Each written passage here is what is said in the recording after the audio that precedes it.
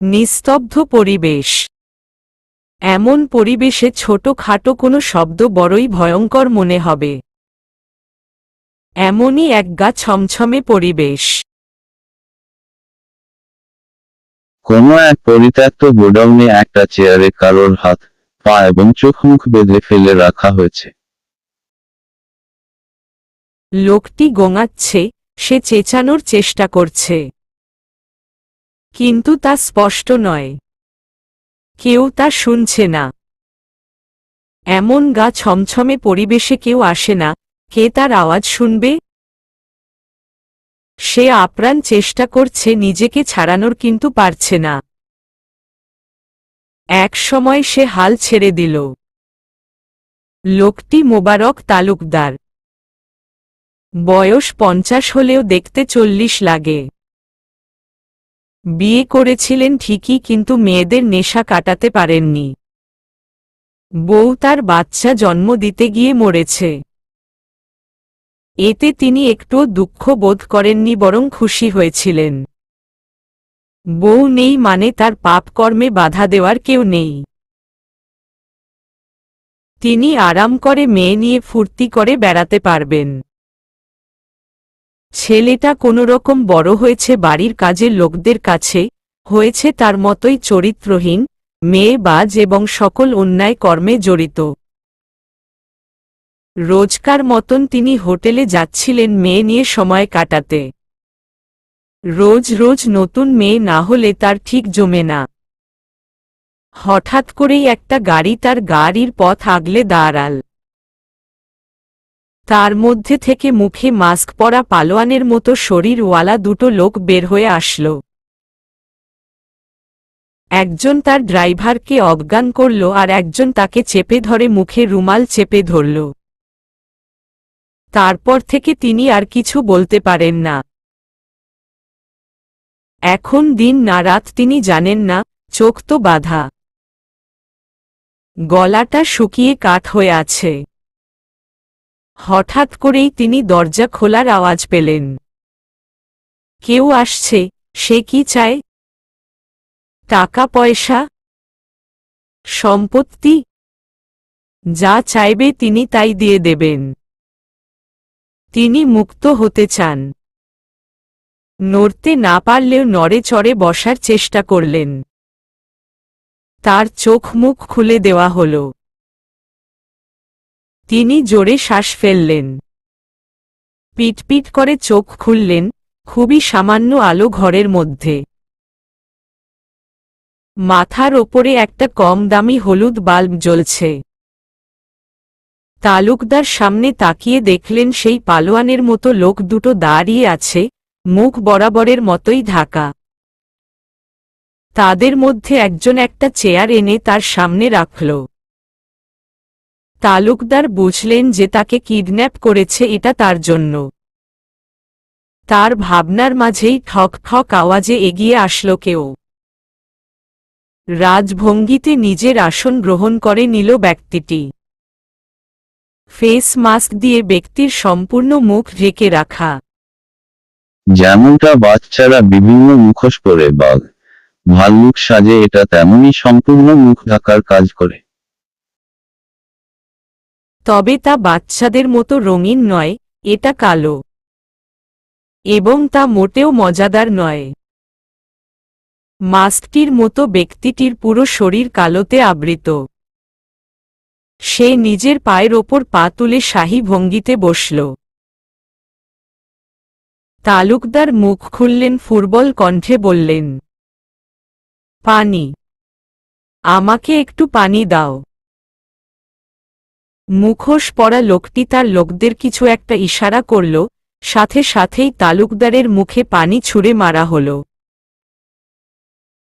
তালুকদারকে পানি পান করতে দেওয়া হল না। তালুকদার কোনো মতে দম নিয়ে বললেন, কি চাস তোরা? কত টাকা চাস? যা চাইবি দেব। আমাকে ছেড়ে দে। পুনরায় তালুকদারের মুখে পানি ছোড়া হল এবং তা অনবরত। তালুকদার নিঃশ্বাস নিতে পারেন না। কিছুক্ষণ পর তারা পানি ছোড়া বন্ধ করে। তালুকদার জোরে জোরে শ্বাস নিয়ে বিশ্রী গালি দিয়ে বললেন, জানোয়ারের বাচ্চাকে তুই কেন আমাকে ধরে নিয়ে এসেছিস? ছেড়ে দে বলছি, নইলে কাউকে ছেড়ে দেব না আমি। আমাকে তোরা কেউ চিনিস না। মুখোশ আবৃত লোকটি তীক্ষ্ণ হাসে, যা তার চোখ দেখে তালুকদার বুঝলেন। লোকটি হাড়হিম করা কণ্ঠে বলল, তালুকদার, মেয়েদের দেখলে খুব কামনা জাগে তাই না? আজ তোর কামনা শেষ করব আমি। সে নিজের আসন ছেড়ে তালুকদারের মুখ 3 আঙুলে চেপে ধরে দাঁতে দাঁত চেপে হিসহিসিয়ে বলল, তোর কাছে মেয়েরা কামনার বস্তু তাই না? আজ তোর এমন হাল করব যে মেয়েদের দেখলে মা বোন ব্যতীত আর কোনো দৃষ্টিতে দেখবি না। বাস্টার্ড! এত জোরে মুখ চেপে ধরেছে তালুকদারের মুখের হাড় যেন মরমর করছে। তিনি কোনোরকম ঠোঁট নাড়িয়ে বললেন, কে তুই? লোকটি তার কানের কাছে ফিসফিস করে বলল, কিং। মুহূর্তেই তালুকদারের শরীরে ভয় কাঁপুনির সৃষ্টি হল। সে চেনে কিং, যে মাফিয়া ওয়ার্ল্ডের রাজা। মাফিয়া নামে পরিচিত হলেও সকল অন্যায়কারীদের শাস্তি দেওয়া কিংয়ের প্রধান কাজ। সে কোনো খারাপ কাজের সাথে জড়িত নয়।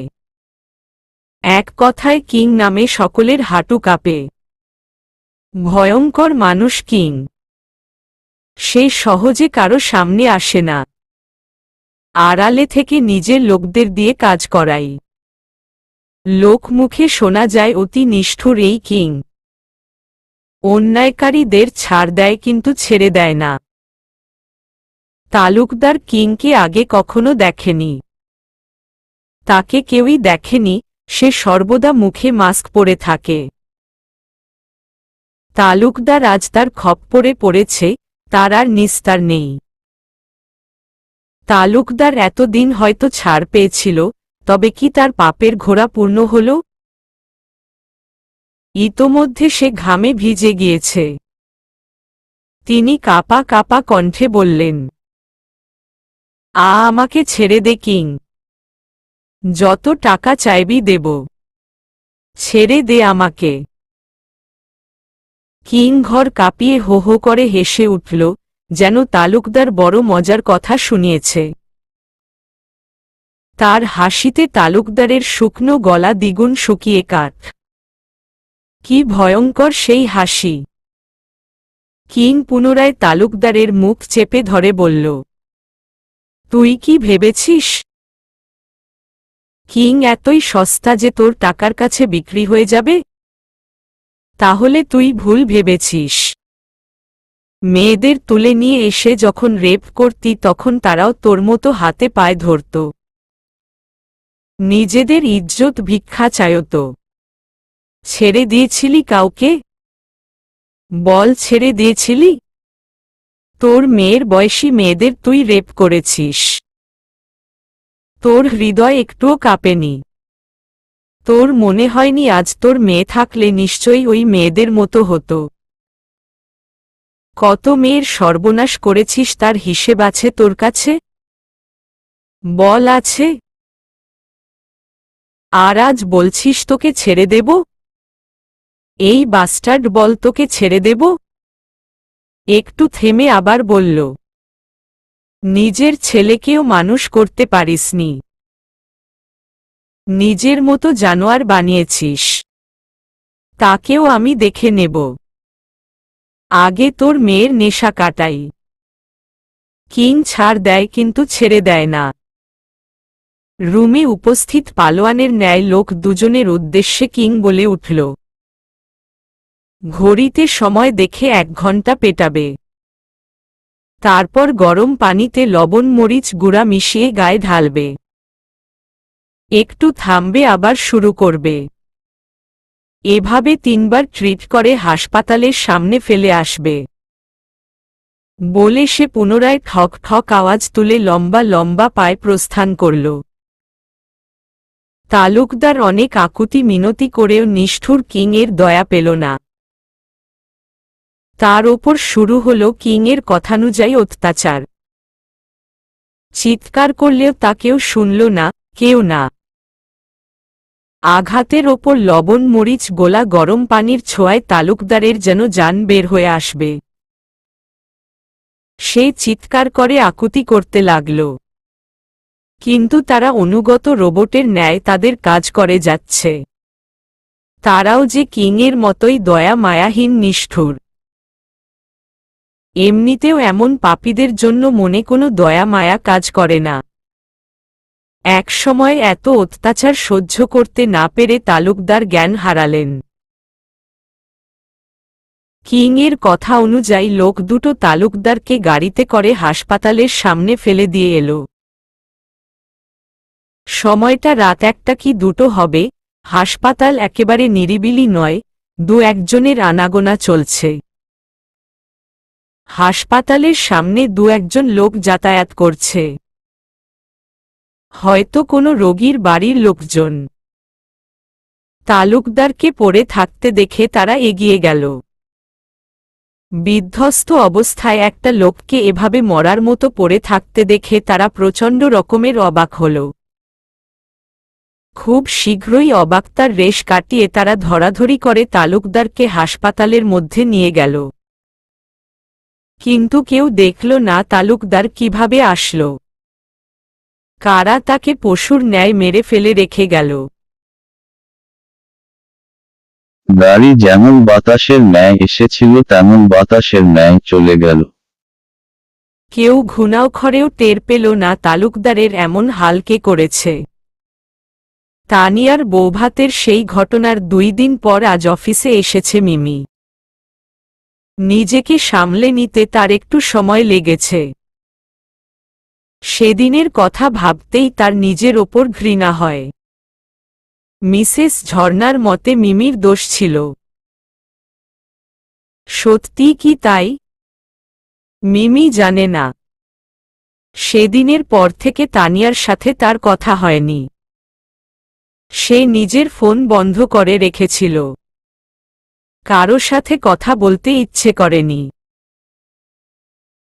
মিমি ঠিক সময়েই অফিসে এসেছে। সে নিজের ডেস্কে গিয়ে বসল। কিছুক্ষণ পর কাইফ লম্বা লম্বা পা ফেলে নিজের কেবিনে প্রবেশ করল। সবার মতো মিমিও দাঁড়িয়েছিল। কাইফ চলে যাবার পর সে পুনরায় বসে পড়ল। তার টেবিলে কিছু ফাইল রাখা, সেগুলো উল্টে পাল্টে দেখতে লাগল। কারো আওয়াজে মিমি চোখ তুলে তাকাল। Hello miss. মিমি লোকটাকে চেনে না, এই প্রথম দেখছে। সেই ভ্রু কুঁচকে বলল, জি। আপনি বোধহয় আমাকে চেনেন না। ওকে, সমস্যা নেই, আমি আমার পরিচয় দিচ্ছি। আমি আদিল আহসান, মায়ের আদরের ছেলে। এই অফিসেই চাকরি করি। এবার আপনার পরিচয়টা। মিমি জোরপূর্বক হেসে বলল, আমি মারিশা আহমেদ, মিমি স্যারের পিএ। কাইফ স্যারের? জি। ওহ আচ্ছা, আপনার সাথে পরিচিত হয়ে খুবই ভালো লাগলো। আপনি কাইফ স্যারের পিএ শুনে আমি একটু অবাক হয়েছি, কেন জানেন? মিমি প্রচণ্ড বিরক্ত হচ্ছে। এই মুহূর্তে আদিল বকবকানি তার পছন্দ হচ্ছে না। লোকটা বেশি কথা বলে। আদিল আবারও বলল, আপনি কিভাবে জানবেন? আমিই বলছি। আসলে স্যার নিজের জন্য এতদিন কোনো পিএ রাখেননি, তাই আমি একটু অবাক হয়েছি। আদিল আরও কিছুক্ষণ বকবক করল, অতঃপর বলল, আপনি আমার থেকে ছোট মনে হয়। তাহলে আমি তুমি করেই বলবো। ছোটদের সাথে আপনি ঠিক যায় না। আরও কিছু বলতে নিলেই পিয়ন এসে হাজির। সে মিমিকে বলল, ম্যাডাম, স্যার ডাকছেন। পিয়নকে মিমির বড় একটা ধন্যবাদ দিতে ইচ্ছে করল এই বাচাল লোকটার হাত থেকে বাঁচানোর জন্য। মিমি বলল, আচ্ছা, আমি যাচ্ছি। পিয়ন চলে গেল। মিমি আদিল দিকে তাকিয়ে বলল, স্যার আমাকে ডাকছেন। আপনার সাথে পরে কথা বলবো। আমি যাই। মিমি চলে গেল। আদিলও নিজের কাজে ব্যস্ত হয়ে পড়ল। দরজায় নক করতেই ভেতর থেকে প্রবেশের অনুমতি এলো, যেটা বরাবরের মতোই গম্ভীর কণ্ঠের ছিল। মিমি প্রবেশের পর কাইফ গম্ভীর কণ্ঠে বলল, অফিসটা কাজ করার জায়গা, গল্প করার নয় মিস মিমি। মিমি হকচকিয়ে গেল। কাইফ কিভাবে জানল যে সে আদিলর সাথে কথা বলেছে? আর সে নিজে তো বলেনি আদিলই আগ বাড়িয়ে এসে তার সাথে কথা বলেছে। কাইফ রাগে ফুঁসছে। মিমির সাথে আদিলকে দেখে তার মেজাজ খারাপ হয়ে গিয়েছে। তার রাগ হচ্ছে, প্রচুর রাগ হচ্ছে। মিমি কেন আদিলর সাথে কথা বলবে? শুধু আদিল কেন? মিমি কোনো পুরুষের সাথে কথা বলতে পারবে না। সে বলল, অনেক দিন ছুটি কাটিয়েছেন, এবার কাজ করুন, না হলে আপনার চাকরি টেকার নিশ্চয়তা দিতে পারছি না। মিমি মুখ গোমরা করে বলল, আমাকে কি করতে হবে, স্যার? আগে আমাকে এক কাপ কফি এনে দিন, তারপর বলছি। আর হ্যাঁ, কফিটা অবশ্যই ব্ল্যাক কফি। জি স্যার। মিমি সম্মতি দিয়ে বের হয়ে গেল। কাইফ ল্যাপটপের স্ক্রিনে চোখ রাখল। মিমিকে দেখছে সে। অফিসের কোনায় কোনায় সিসি ক্যামেরা লাগানো। কাইফ ল্যাপটপে সব দেখতে পায়। মিমি ক্যান্টিনে গিয়ে কাইফের জন্য কফি নিয়ে ফিরে আসল। আসার পথে তার কানে কিছু কথা আসল। কথাগুলো এমন, মোবারক তালুকদারকে নাকি কারা বাজেভাবে মারধর করে হাসপাতালের সামনে ফেলে রেখে গিয়েছে। তার তো মর অবস্থা, আইসিইউতে আছে, বাঁচে না মরে ঠিক নেই।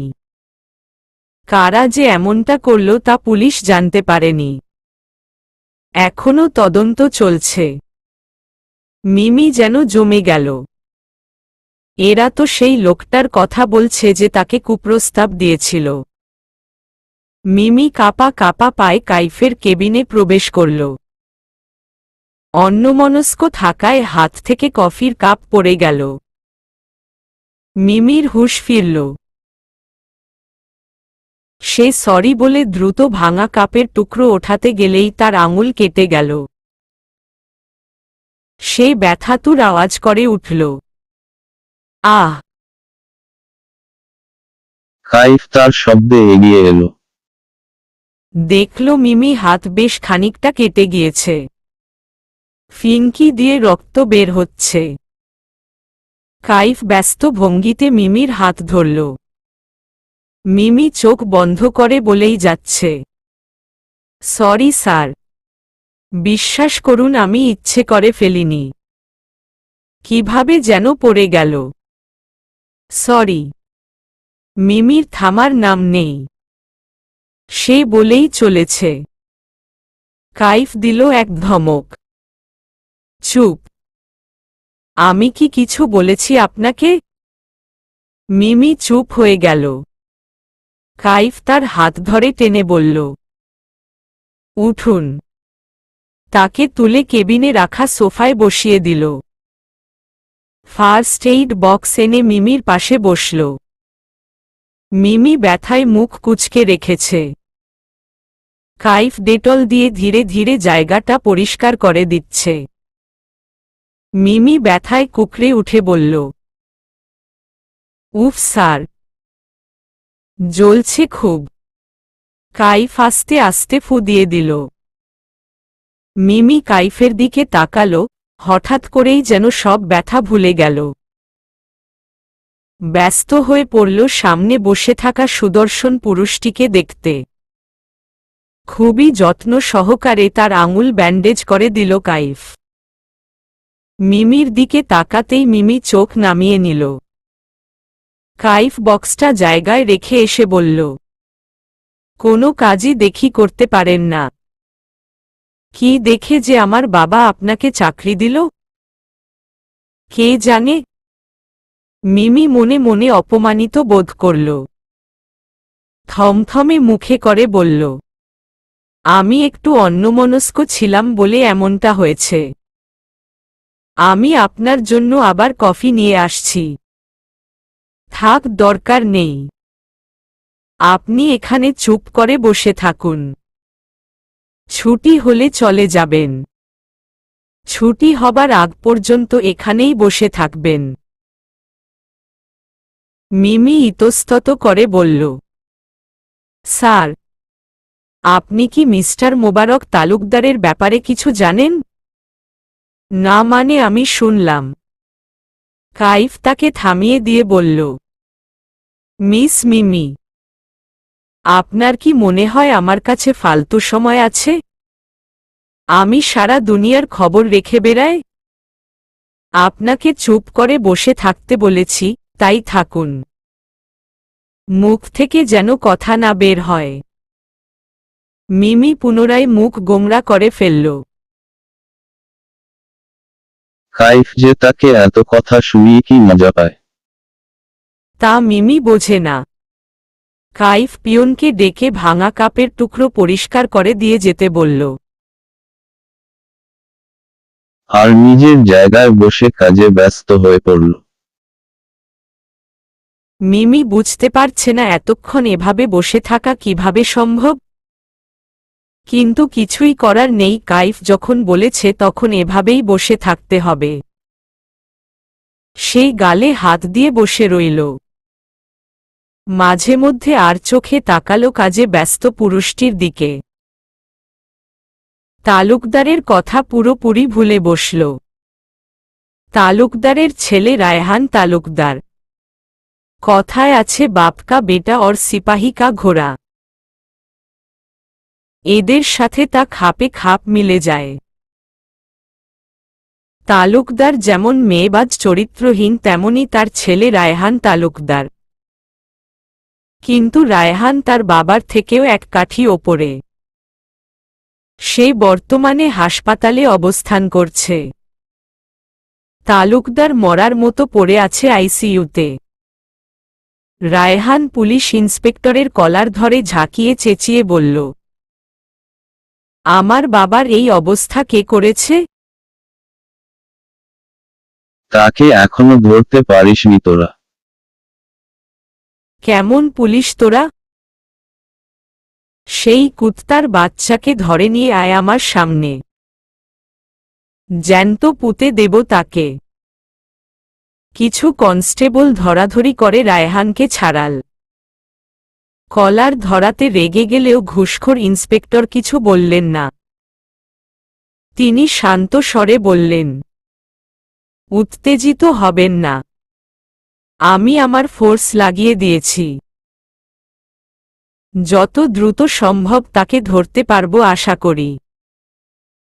রায়হান হিসহিসিয়ে বলল, যদি ধরতে না পারিস তাহলে তোদের সব কটাকে শেষ করে ফেলব আমি।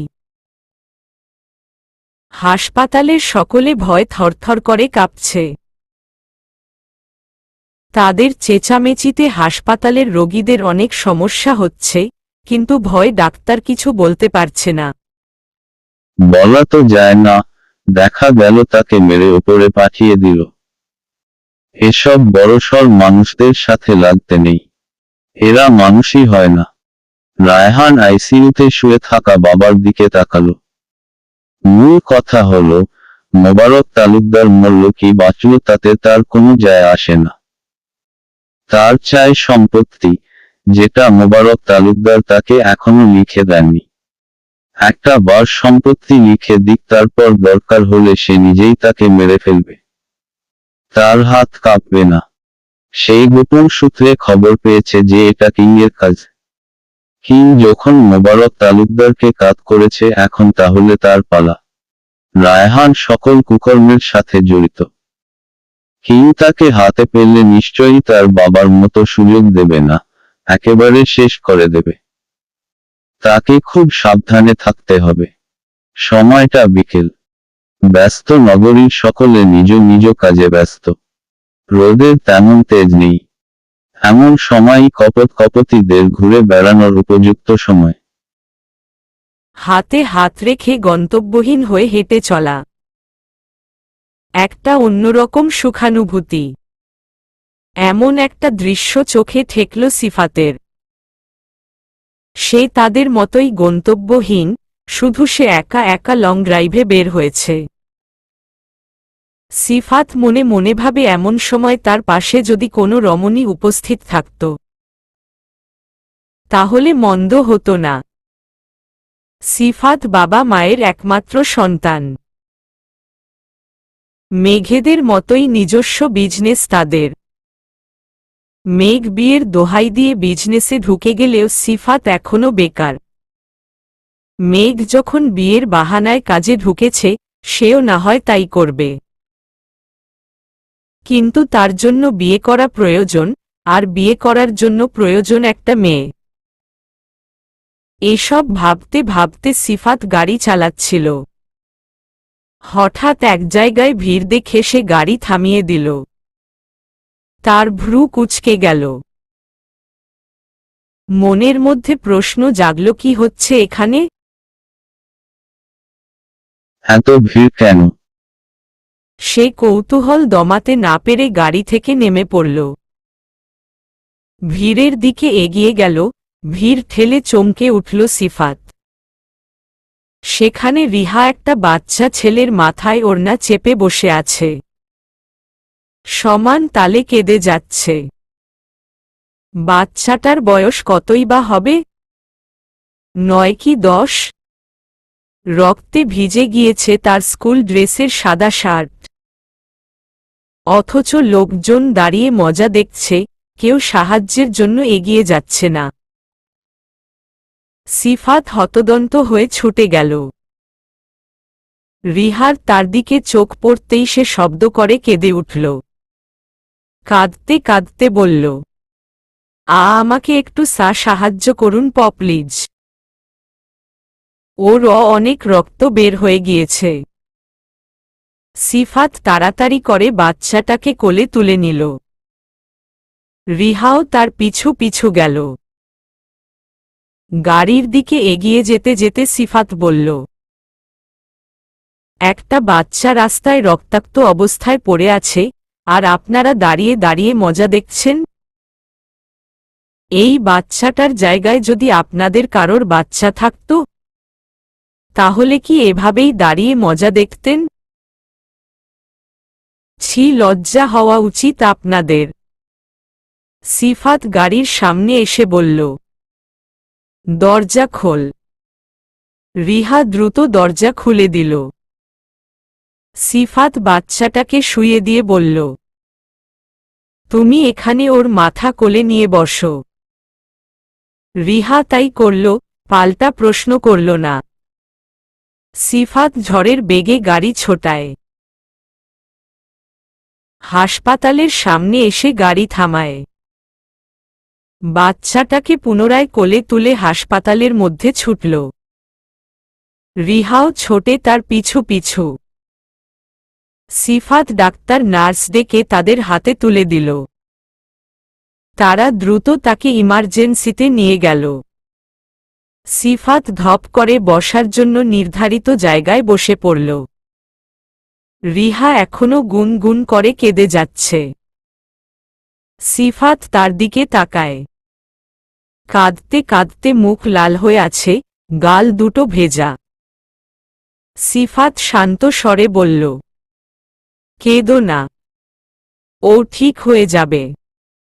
এখানে বসো, বলে নিজের পাশে হাত দিয়ে দেখিয়ে দিল। রিহা গুটি গুটি পায়ে গিয়ে বসে পড়ল। সিফাত তাকে জিজ্ঞেস করল, কিভাবে হলো? আমি টিউশনি করিয়ে বাড়িতে যাচ্ছিলাম। রাস্তায় দেখলাম ও পড়ে আছে। হয়তো কোনো গাড়ি ধাক্কা দিয়ে চলে গিয়েছে। আমি তাকে যেয়ে ধরলাম, সকলের কাছে কত সাহায্য চাইলাম কিন্তু কেউ এগিয়ে আসলো না। সিফাত দীর্ঘশ্বাস ফেলে। এখনকার যুগে সবাই নিজের টাই দেখে। রিহার ওড়নাসহ হাত ভর্তি রক্ত। বাচ্চাটার জন্য এতক্ষণ তার নজরে আসেনি, কিন্তু এখন তার মাথা ঘুরছে, কেমন ঝিমঝিম করছে। ফুটবল রিহার চোখের সামনে আধার ছেয়ে গেল। সেই ঢলে পড়ল সিফাতের ওপর। ঘটনার আকস্মিকতায় হকচকিয়ে তৎক্ষণাৎ রিহাকে ধরে ফেলল সে। গালে চাপড়ে ডাকল, কিন্তু রিহা উঠল না। সে এক নার্সকে ডাকে। নার্স তাকে একটা ফাঁকা কেবিন দেখিয়ে দেয়। সিফাত রিহাকে পাজাকোলা করে তুলে কেবিনের বিছানায় শুইয়ে দেয়। কিছুক্ষণ পর ডাক্তার এসে তাকে চেক করে একটা সেলাইন লাগিয়ে দিয়ে বলল,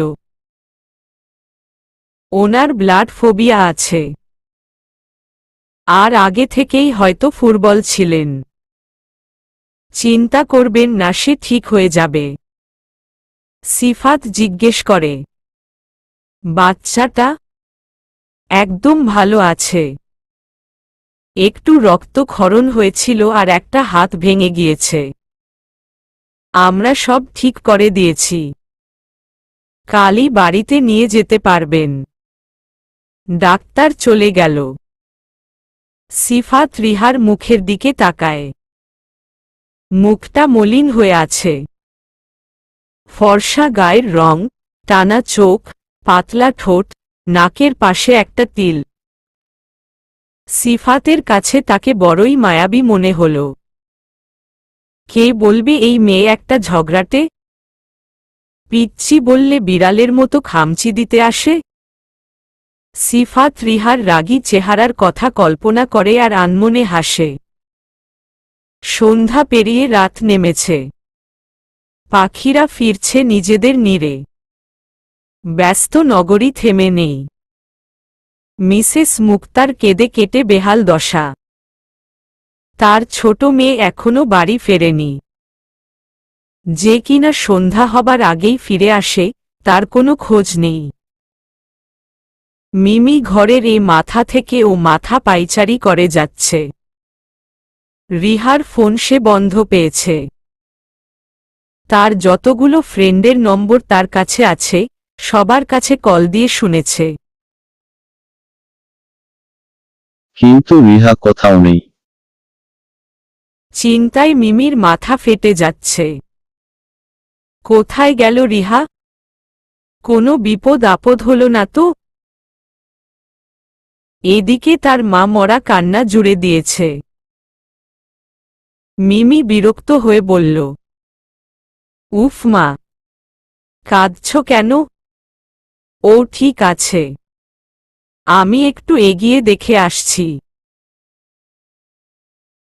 কেঁদো না। তবুও মিসেস মুক্তা থামে না। দুই মেয়ে তার কলিজার দুই টুকরা। কোনো একজনেরও কিছু হলে তিনি বাঁচবেন না। মিমি বাইরের উদ্দেশ্যে এগিয়ে যেতেই দরজায় নক হল। মিমি উত্তেজিত হয়ে বলল, রিহু চলে এসেছে বোধ হয়। সেই দৌড়ে চলে গেল দরজা খুলতে। দরজা খুলেই রিহাকে আবিষ্কার করল। তৎক্ষণাৎ বোনকে বুকের মাঝে আগলে নিল, যেন তার জান ফিরে পেয়েছে। রিহাকে ছেড়ে তার গালে হাত দিয়ে বলল, তুই ঠিক আছিস রিহু? তোর কিছু হয়নি তো? রিহা মিমিকে আশ্বস্ত করে বলল, আমি একদম ঠিক আছি আপু। মিমির চোখ গেল পেছনের দিকে দাঁড়িয়ে থাকা সিফাতের দিকে। মিমি তাকে চিনল, তানিয়ার বিয়েতে ছিল। মিমি ভ্রু কুঁচকে বলল, আপনি মেঘ জিজুর বন্ধু না? সিফাত মাথা নাড়িয়ে সম্মতি দেয়। রিহা সিফাতকে নিয়ে ভেতরে প্রবেশ করতেই মিসেস মুক্তা মেয়ে জড়িয়ে ধরে হাউমাউ করে কাঁদেন। সিফাত তাকিয়ে দেখে মিমি তার দিকে জিজ্ঞাসু দৃষ্টিতে তাকিয়ে বলল, রিহাকে আপনি কোথায় পেলেন? সিফাত মিমিকে সকল ঘটনা বিস্তারিত বর্ণনা করে। শেষে বলল, বাচ্চাটার স্কুলের কার্ড থেকে তার বাবা মাকে ফোন করে জানিয়েছিলাম। তারা আসার পর রিহাকে আমাকে অনেক ধন্যবাদ জানালো।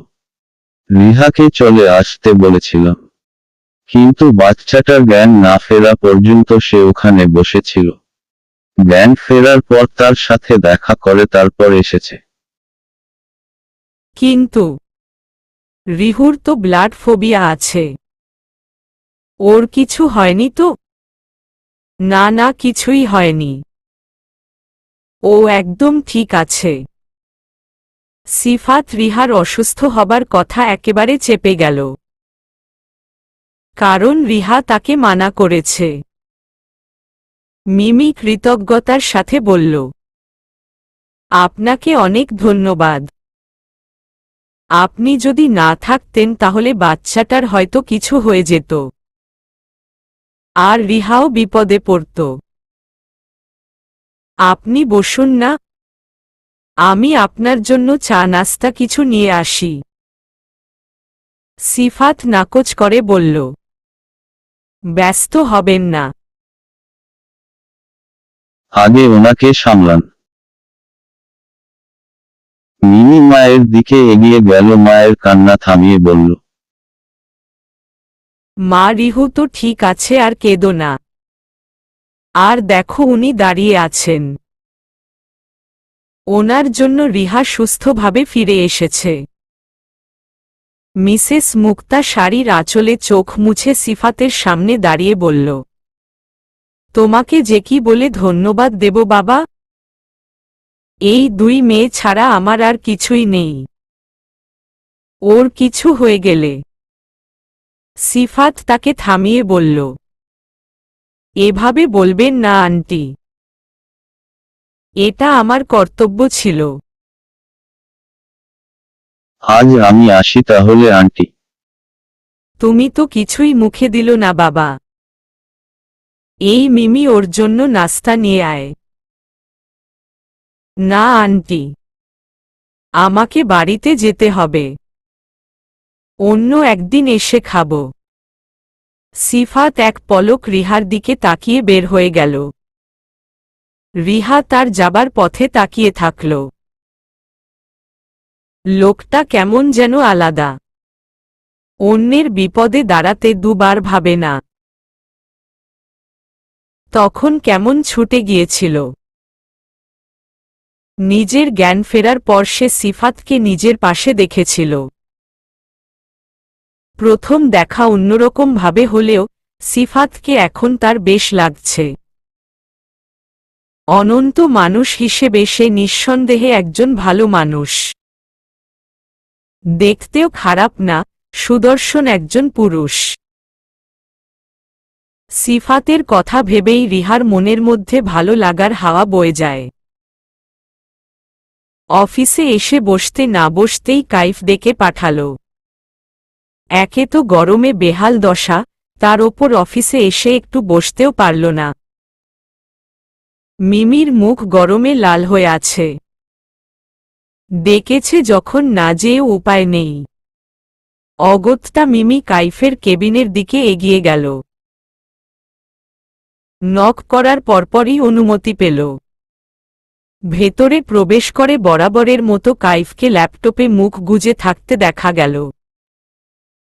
সে মিমির দিকে না তাকিয়েই বলল, আপনি আজ 10 মিনিট লেট করেছেন মিস মিমি। মিমি হতবাক। মাত্র 10 মিনিট লেট হয়েছে? এ আবার কে ধরে? সে তো ইচ্ছে করে দেরি করেনি, জ্যামের কারণে দেরি হয়ে গিয়েছে। মিমি কাচুমাচু হয়ে বলল, ইয়ে মানে স্যার। কাইফ তাকে থামিয়ে গম্ভীর কণ্ঠে বলল, লেট যখন করেছেন তখন শাস্তি তো পেতেই হবে মিস মিমি। মিমি কি বলবে? শাস্তি যখন পেতেই হবে তাহলে চুপ থাকাই শ্রেয়। কাইফ তার দিকে তীক্ষ্ণ দৃষ্টিতে তাকিয়ে বলল, আপনার শাস্তি এই যে আপনি স্টোর রুম পরিষ্কার করবেন, একদম চকাচক করে দেবেন। মিমি ভরকে গেল, এ কেমন শাস্তি? শেষমেশ স্টোর রুম? মিমি মিনমিন করে কিছু বলতে নিলেই কাইফ বলে উঠল, উহু, কোনো কথা নয়, যা বলেছি তাই করতে হবে। পিয়ন আপনাকে দেখিয়ে দেবে। যান আর দ্রুত পরিষ্কার করে ফেলুন, আমি কিন্তু সব দেখব। মিমি মুখ গোমরা করে বের হয়ে গেল। এমন বিচিত্র ধরনের শাস্তি তাকে কেন দেওয়া হলো সে জানে না। পিয়নের থেকে স্টোর রুম দেখে নিল। স্টোর রুমের অবস্থা দেখে তার মাথায় হাত। এত ধুলো পরিষ্কার করতে গেলে সে নিশ্চিত ধুলো রাজ্যের রানী হয়ে যাবে। কপাল, সবই কপাল। সে কোমরে ওড়না গুজে সে কাজে লেগে পড়ল। কাইফ ল্যাপটপে বসে মিমিকে পর্যবেক্ষণ করে যাচ্ছে। সেদিন যে মিমি আদিলর সাথে কথা বলেছিল এটা তার একদমই পছন্দ হয়নি। কেন মিমি অন্য কোনো পুরুষের সঙ্গে হেসে কথা বলবে? তাই সে আজ মিমিকে এমন ধরনের কাজ দিল যেন সে কাজে ব্যস্ত থাকে আর আদিলর সাথে কথা বলতে না পারে। কাইফ যে কাজ ছাড়া এক মুহূর্ত বসে থাকে না, সে দিব্যি বসে বসে মিমিকে পর্যবেক্ষণ করতে লাগল। ধুলোর মধ্যে মিমির যায় যায় অবস্থা। কাশতে কাশতে নেতিয়ে পড়ছে সে, তবুও কাজ করে যাচ্ছে। একটা জেদ পুষে রেখেছে, ধুলোর মধ্যে কাশতে কাশতে শহীদ হয়ে গেলেও সে কাজ থামাবে না। কাইফের খোটা দেওয়া কথা বার্তা মোটেও শুনবে না। সে শেলফ ঝেড়ে ঝুড়ে পরিষ্কার করছে। পিয়ন বেচারা অসহায় হয়ে দাঁড়িয়ে দাঁড়িয়ে দেখছে। সে মিমিকে সাহায্য করতে চাইলেও পারছে না, কারণ কাইফের করা নিষেধ। কেউ যেন মিমিকে সাহায্য না করে। কিন্তু পিয়নের খুবই মায়া হচ্ছে। সে মিমিকে বলল, আপনি আমাকে দেন ম্যাডাম, আমি করে দিচ্ছি। মিমি খুক খুক করে কেশে বলল, আপনি চলে যান ভাই, আমি করে নিতে পারব। কিন্তু ম্যাডাম, আমি বলছি তো পারব। আপনার আরও কত কাজ আছে সেগুলো করুন। পিয়ন বাধ্য হয়ে চলে গেল। মিমি একটা টুলের ওপর উঠে দাঁড়াল। উদ্দেশ্য উঁচু শেলফ পরিষ্কার করা। এক হাতে নাক মুখ ঢেকে এক হাতে পরিষ্কার করছে। হঠাৎ মনে হলো টুলটা নড়ছে। মিমি কিছু বুঝে ওঠার আগেই ধপ করে পড়ে গেল। ভয় সে চোখ খিচে বন্ধ করে রেখেছে। এই বুঝি কোমরটা ভাঙল। কিছুক্ষণ পার হয়ে গেল, মিমি কোনো ব্যথা অনুভব করল না। সে অবাক হল। এতক্ষণে তো কোমর ভেঙে গুঁড়ো হয়ে যাবার কথা। সে পিটপিট করে চোখ খুলে কাইফের গম্ভীর মুখের দর্শন পেল। মিমি ভরকে গেল। কাইফ তাকে কোলে নিয়ে দাঁড়িয়ে আছে। মিমি বিস্ময়ে হতবাক। কাইফ তাকে দাঁড় করিয়ে দিল এক ধমক। গর্দব, মাথার ভেতরে কিছু আছে নাকি খালি? টুলটা যে আধভাঙা সেটা দেখতে পাননি? না দেখেই দাঁড়িয়ে পড়লেন? পড়ে গেলে কোমর ভেঙে বাড়িতে বসে থাকতে হতো। মিমির রাগ হল। কাইফ তাকে গর্দব বলল। একে তো নিজেই তাকে এই কাজ দিয়েছে, এখন আবার ধমকাচ্ছে। সে নাকের পাটা ফুলিয়ে বলল, পড়ে গেলে যেতাম, কোমর ভাঙলে ভাঙত।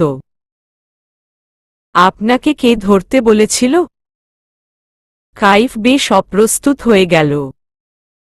সে গলা খাকারি দিয়ে বলল, আপনি পড়ে গেলে তো আমাকেই ছুটি দেওয়া লাগত। আপনি আমার পিয়ে আপনাকে ছুটি দিল আমার অনেক সমস্যা, না হলে আমার খেয়ে দেয়ে কাজ নেই আপনাকে ধরতে যাব। মিমি মুখ বাঁকিয়ে বিড়বিড় করে বলল, তাই তো বলি, আমাকে কেন ধরতে যাবেন? কাজ ছাড়া তো আপনার মগজে কিছুই ঢোকে না, বদ লোক কোথাকার। কাইফ তার কথা শুনল না। সে আবারও বলল, অনেক হয়েছে পরিষ্কার করা, এবার হাত মুখ ধুয়ে আমার কেবিনে আসুন, কাজ আছে।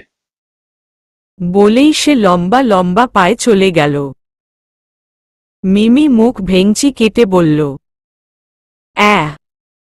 কাজ আছে। সেই ধীর পায়ে বের হয়ে গেল। মনে মনে কাইফকে হাজার বকা দিতে ভুলল না। কাইফ ল্যাপটপে দেখেছিল মিমির টুলটা নড়ছে। সে তৎক্ষণাৎ স্টোররুমে ছুটেছিল। ঠিক সময়ে যেয়ে না ধরলে বড় একটা কাণ্ড ঘটিয়ে বসত মিমি। মেয়েটা এতটা কেয়ারলেস কিভাবে হতে পারে? কাইফ বুঝতে পারে না। মিমি গালে হাত দিয়ে বসে আছে। নিশান তার সামনে বসে আঁকিবুকি করছে। সে আজ পড়বে না, মানে কিছুতেই পড়বে না। বিভিন্ন জিনিস আঁকবে আর মিমিকে বলতে হবে যে সে কি এঁকেছে। মিমির মনে হচ্ছে এর থেকে কচু গাছে ঝুলে পড়া ভালো। গোল গোল লম্বা লম্বা দাগ এঁকে বলছে, বলো তো এটা কি এঁকেছি? মিমি জোরপূর্বক হেসে কিছু একটা বলে দেয়, কিন্তু তার কথা মেলে না। তখন নিশান বিজ্ঞদের মতো বলে, তুমি দেখি কিছুই পারো না রসমালাই। আমি কত সুন্দর আঁকছি আর তুমি বলতেই পারছো না। তার ভাবনার মাঝেই নিশান বলে উঠল, তোমার কি ঘুম আসছে রসমালাই? মিমি হকচকিয়ে গিয়ে মাথা নাড়িয়ে বলল, না তো। আচ্ছা, দেখো আমি কি এঁকেছি, বলে সে খাতা এগিয়ে দেয়। মিমি বিড়বিড় করে বলল, অফিসে এর মামা জ্বালায় আর এখানে মামা ভাগ্নে মিলে আমাকে জ্বালিয়ে খেল। নিশান গোল গোল করে তাকিয়ে বলল, তুমি বিড়বিড় করে কি বলছো রসমালাই? কিছু না নিশান। সে খাতার দিকে তাকিয়ে দেখে ছোট ছোট গোল আঁকা। মিমির মনে হল তার কাছে কাইফের চশমাটা থাকলে মন্দ হতো না। সে কিছুই বুঝতে পারছে না।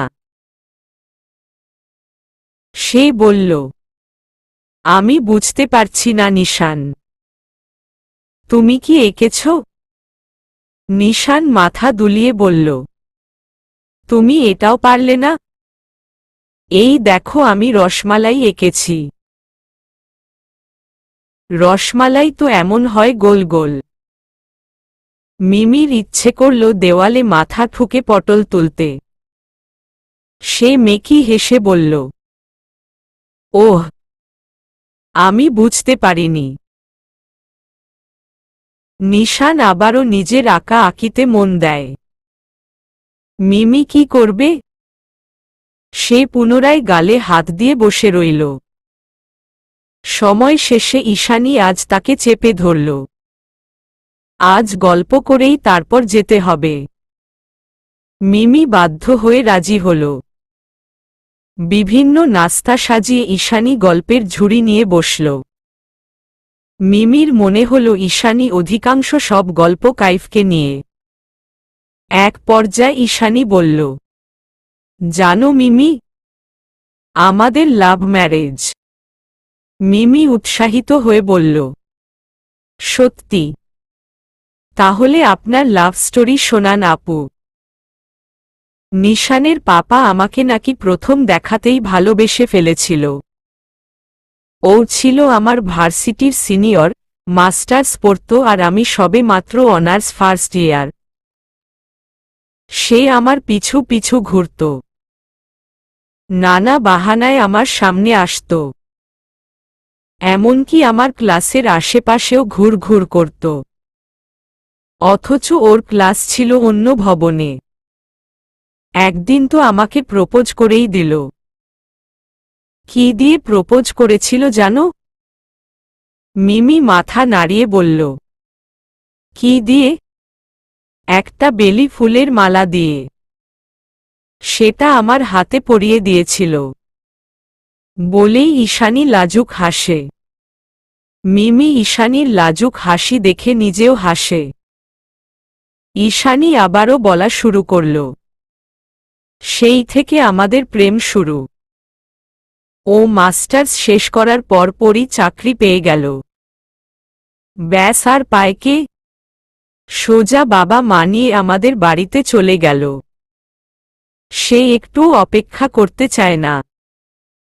তার পাগলামি দেখে আমার বাবা মা বাধ্য হয়ে রাজি হয়েছিল।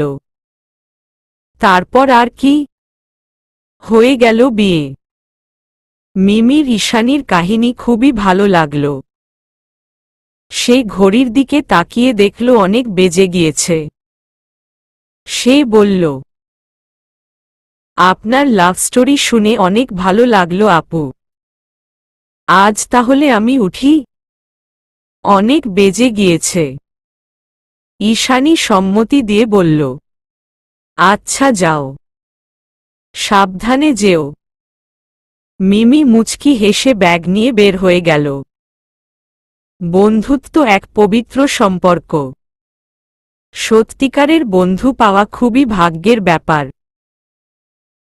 যারা এমন বন্ধু পেয়েছে তার নিঃসন্দেহে ভাগ্যবান অথবা ভাগ্যবতী। এই যেমন মিমি পেয়েছে তানিয়াকে আর তানিয়া পেয়েছে মিমিকে। বলতে গেলে ছোটবেলা থেকেই তাদের বন্ধুত্ব। মিমি ছিল ক্লাসের চুপচাপ মেয়ে আর তানিয়া ছিল তার ঠিক বিপরীত, চঞ্চল। মিমি যখন নতুন নতুন স্কুলে গেল তখন সে চুপ করে এক কোণে বসে থাকত। না কারোর সাথে কথা বলতো আর না কেউ তার সাথে। একদিন তানিয়া তার সাথে কথা বলল, তার পাশে বসল, এমনকি নিজের টিফিনও শেয়ার করল। তানিয়ার অতিরিক্ত কথা বলাতে মিমি প্রথম প্রথম বিরক্ত হতো। কিন্তু সেই বাচাল মেয়েটাই কিভাবে যেন তার জানের জিগার হয়ে গেল। তানিয়ার বক বক মিমি খুবই উপভোগ করত। মিমিকে কেউ কিছু বললে তানিয়া তাকে আচ্ছা করে ধুয়ে ছেড়ে দিত। এমনই তাদের বন্ধুত্ব। একে অপরের জন্য জীবন দিতেও প্রস্তুত। সেই তখন থেকে তানিয়া গুনগুন করে কেঁদে যাচ্ছে। মিমি কানে ফোন ধরে রেখেছে। অনেকবার কাঁদতে বারণ করেছে কিন্তু তানিয়া শুনলে তো। সে তার মতো গুনগুনিয়ে যাচ্ছে। মিমির এখন কি করা উচিত? সেদিনের ঘটনার জন্য তানিয়া নিজেকে দোষী ভাবছে। তার ভাষ্যমতে তানিয়া যদি মিমিকে দেখে শুনে রাখত তাহলে সেই ঘটনা ঘটত না। মিমি এত বোঝালো যে তার দোষ নেই, তানিয়া শুনছেই না। মিমি অতিষ্ঠ হয়ে দিল এক ধমক। তানি, তুই থামবি নাকি আমি কল কেটে দেব? তানিয়া নাক টেনে বলল, দে, কেটে দে। আমি কি বারণ করেছি? আমি বারণ করলেই বাকি? আমি তোর কে? আমি তোর কেউ না। মিমি শান্ত কণ্ঠে বলল, কাঁদিস না ইয়ার। তুই কাঁদলে আমারও কান্না পায়। তুই জানিস না, এতই যখন দরদ আমার ওপর তাহলে এ কদিন কথা বলিসনি কেন? ফোনটাও অফ করে রেখেছিলি। মিমি কি উত্তর দেবে ভেবে পেল না। সে কথা ঘোরানোর জন্য বলল, মেঘ জিজু কোথায় রে? তুই কাঁদছিস আর সে কিছু করছে না? কথা ঘোরাচ্ছিস তাই না? মেঘ বাড়িতে নেই। থাকলে কি আমি একটু শান্তিতে কাঁদতে পারি? ব্যাটা চোখের নিচে পানি দেখলেই হাউমাউ শুরু করে। আরে বাবা, আমি কি একটু ঘামতেও পারি না?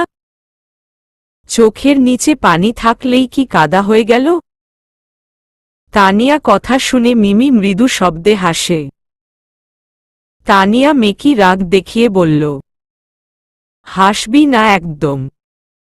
আমি মরছি আমার জ্বালায়। মেঘ জিজু তোকে কত ভালোবাসে ইয়ার।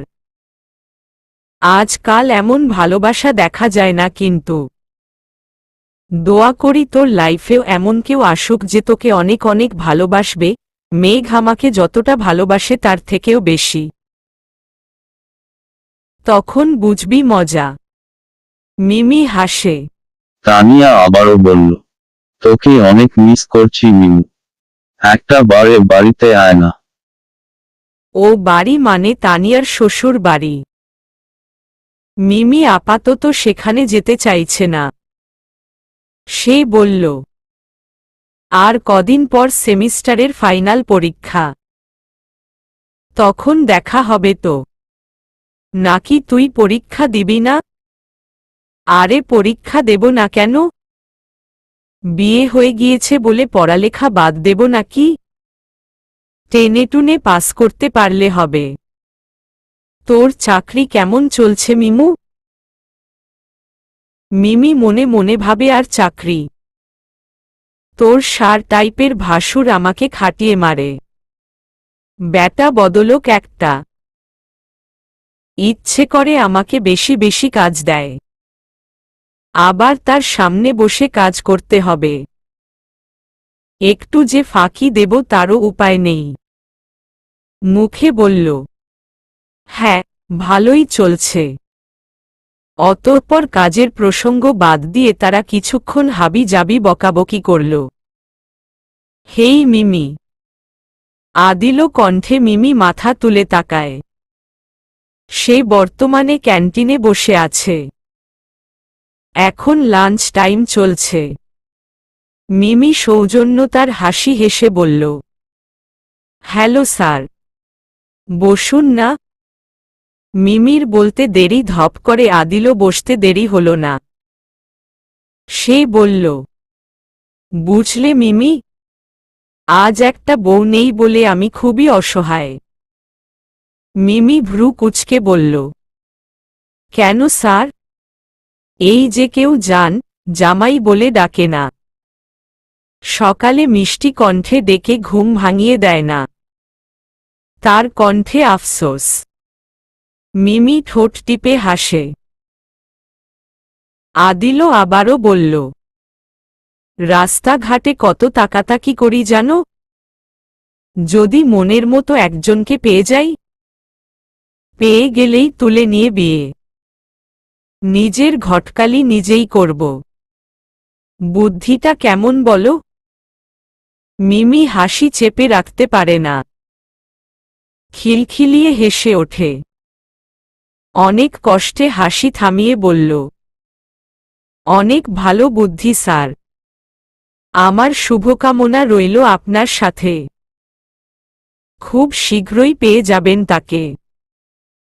থ্যাংক ইউ মিমি। তুমি শুভকামনা দিয়েছ, এবার আমি নিশ্চয় তাকে খুঁজে পাব। তাদের কথার মাঝেই পিয়ন এসে হাজির। মিমিকে বলল, ম্যাডাম স্যার কেবিনে যেতে বলেছেন। মিমি অবাক হল। এখনো লাঞ্চ টাইম শেষ হয়নি। তাহলে কাইফ ডাকছে কেন? এমন প্রশ্ন মনে রেখেই সে আদিল থেকে বিদায় নিয়ে অগ্রসর হল। কেবিনে নক করে প্রবেশ করতেই আচমকা আক্রমণের হতবাক হয়ে গেল। কাইফ তার দুবাহু শক্ত করে ধরে দেওয়ালে ঠেসে ধরেছে। কাইফের রক্তলাল চোখ দেখে মিমির ছোট্ট হৃদয় কম্পনের সৃষ্টি হল। কাইফের ঘন ঘন উষ্ণ নিঃশ্বাস তার মুখশ্রীতে আছড়ে পড়ছে। মিমি কাপা কাপা কণ্ঠে আওড়াল। স্যার! আক্রোশে ফেটে পড়ল কাইফ। হিসহিসিয়ে বলল, এত কথা, এত হাসাহাসি কিসের আদিল সাথে? মিমি চমকে কথা বলতেই ভুলে গেল। কাইফ তার দিকে আরেকটু এগিয়ে বলল, আমার সামনে তো হাসো না। আদিল সাথে হাসাহাসি কিসের জন্য? মিমি অনুভব করল তার শ্বাস নিতে কষ্ট হচ্ছে। কাইফ এভাবে কখনো তার সাথে কথা বলেনি, এভাবে কাছেও আসেনি। এত কাছে আসার যেন মিমি বোবা হয়ে গেল। কি বলবে মিমি? মিমি বলার চেষ্টা করল, স্যার। কি বলছেন আপনি? আপনি কি ঠিক আছেন? কাইফ মিমিকে ছেড়ে দিল। রাগের বসে কি একটু বেশি রিয়াক্ট করে ফেলল? সে মিমির দিকে পিট করে জবাব দিল, আমি ঠিক আছি। এতক্ষণে মিমির জান ফিরে আসল। কাইফ যেন তাকে চেপে মেরাই ফেলছিল। সে বলল, আপনি লাঞ্চ করেছেন স্যার? কাইফ শক্ত কণ্ঠে উত্তর দিল, না। মিমি দীর্ঘশ্বাস ফেলে টিফিন বক্স থেকে খাবার প্লেটে সাজিয়ে দিল। প্রায় রোজই কাইফের বাড়ি থেকে খাবার আসে।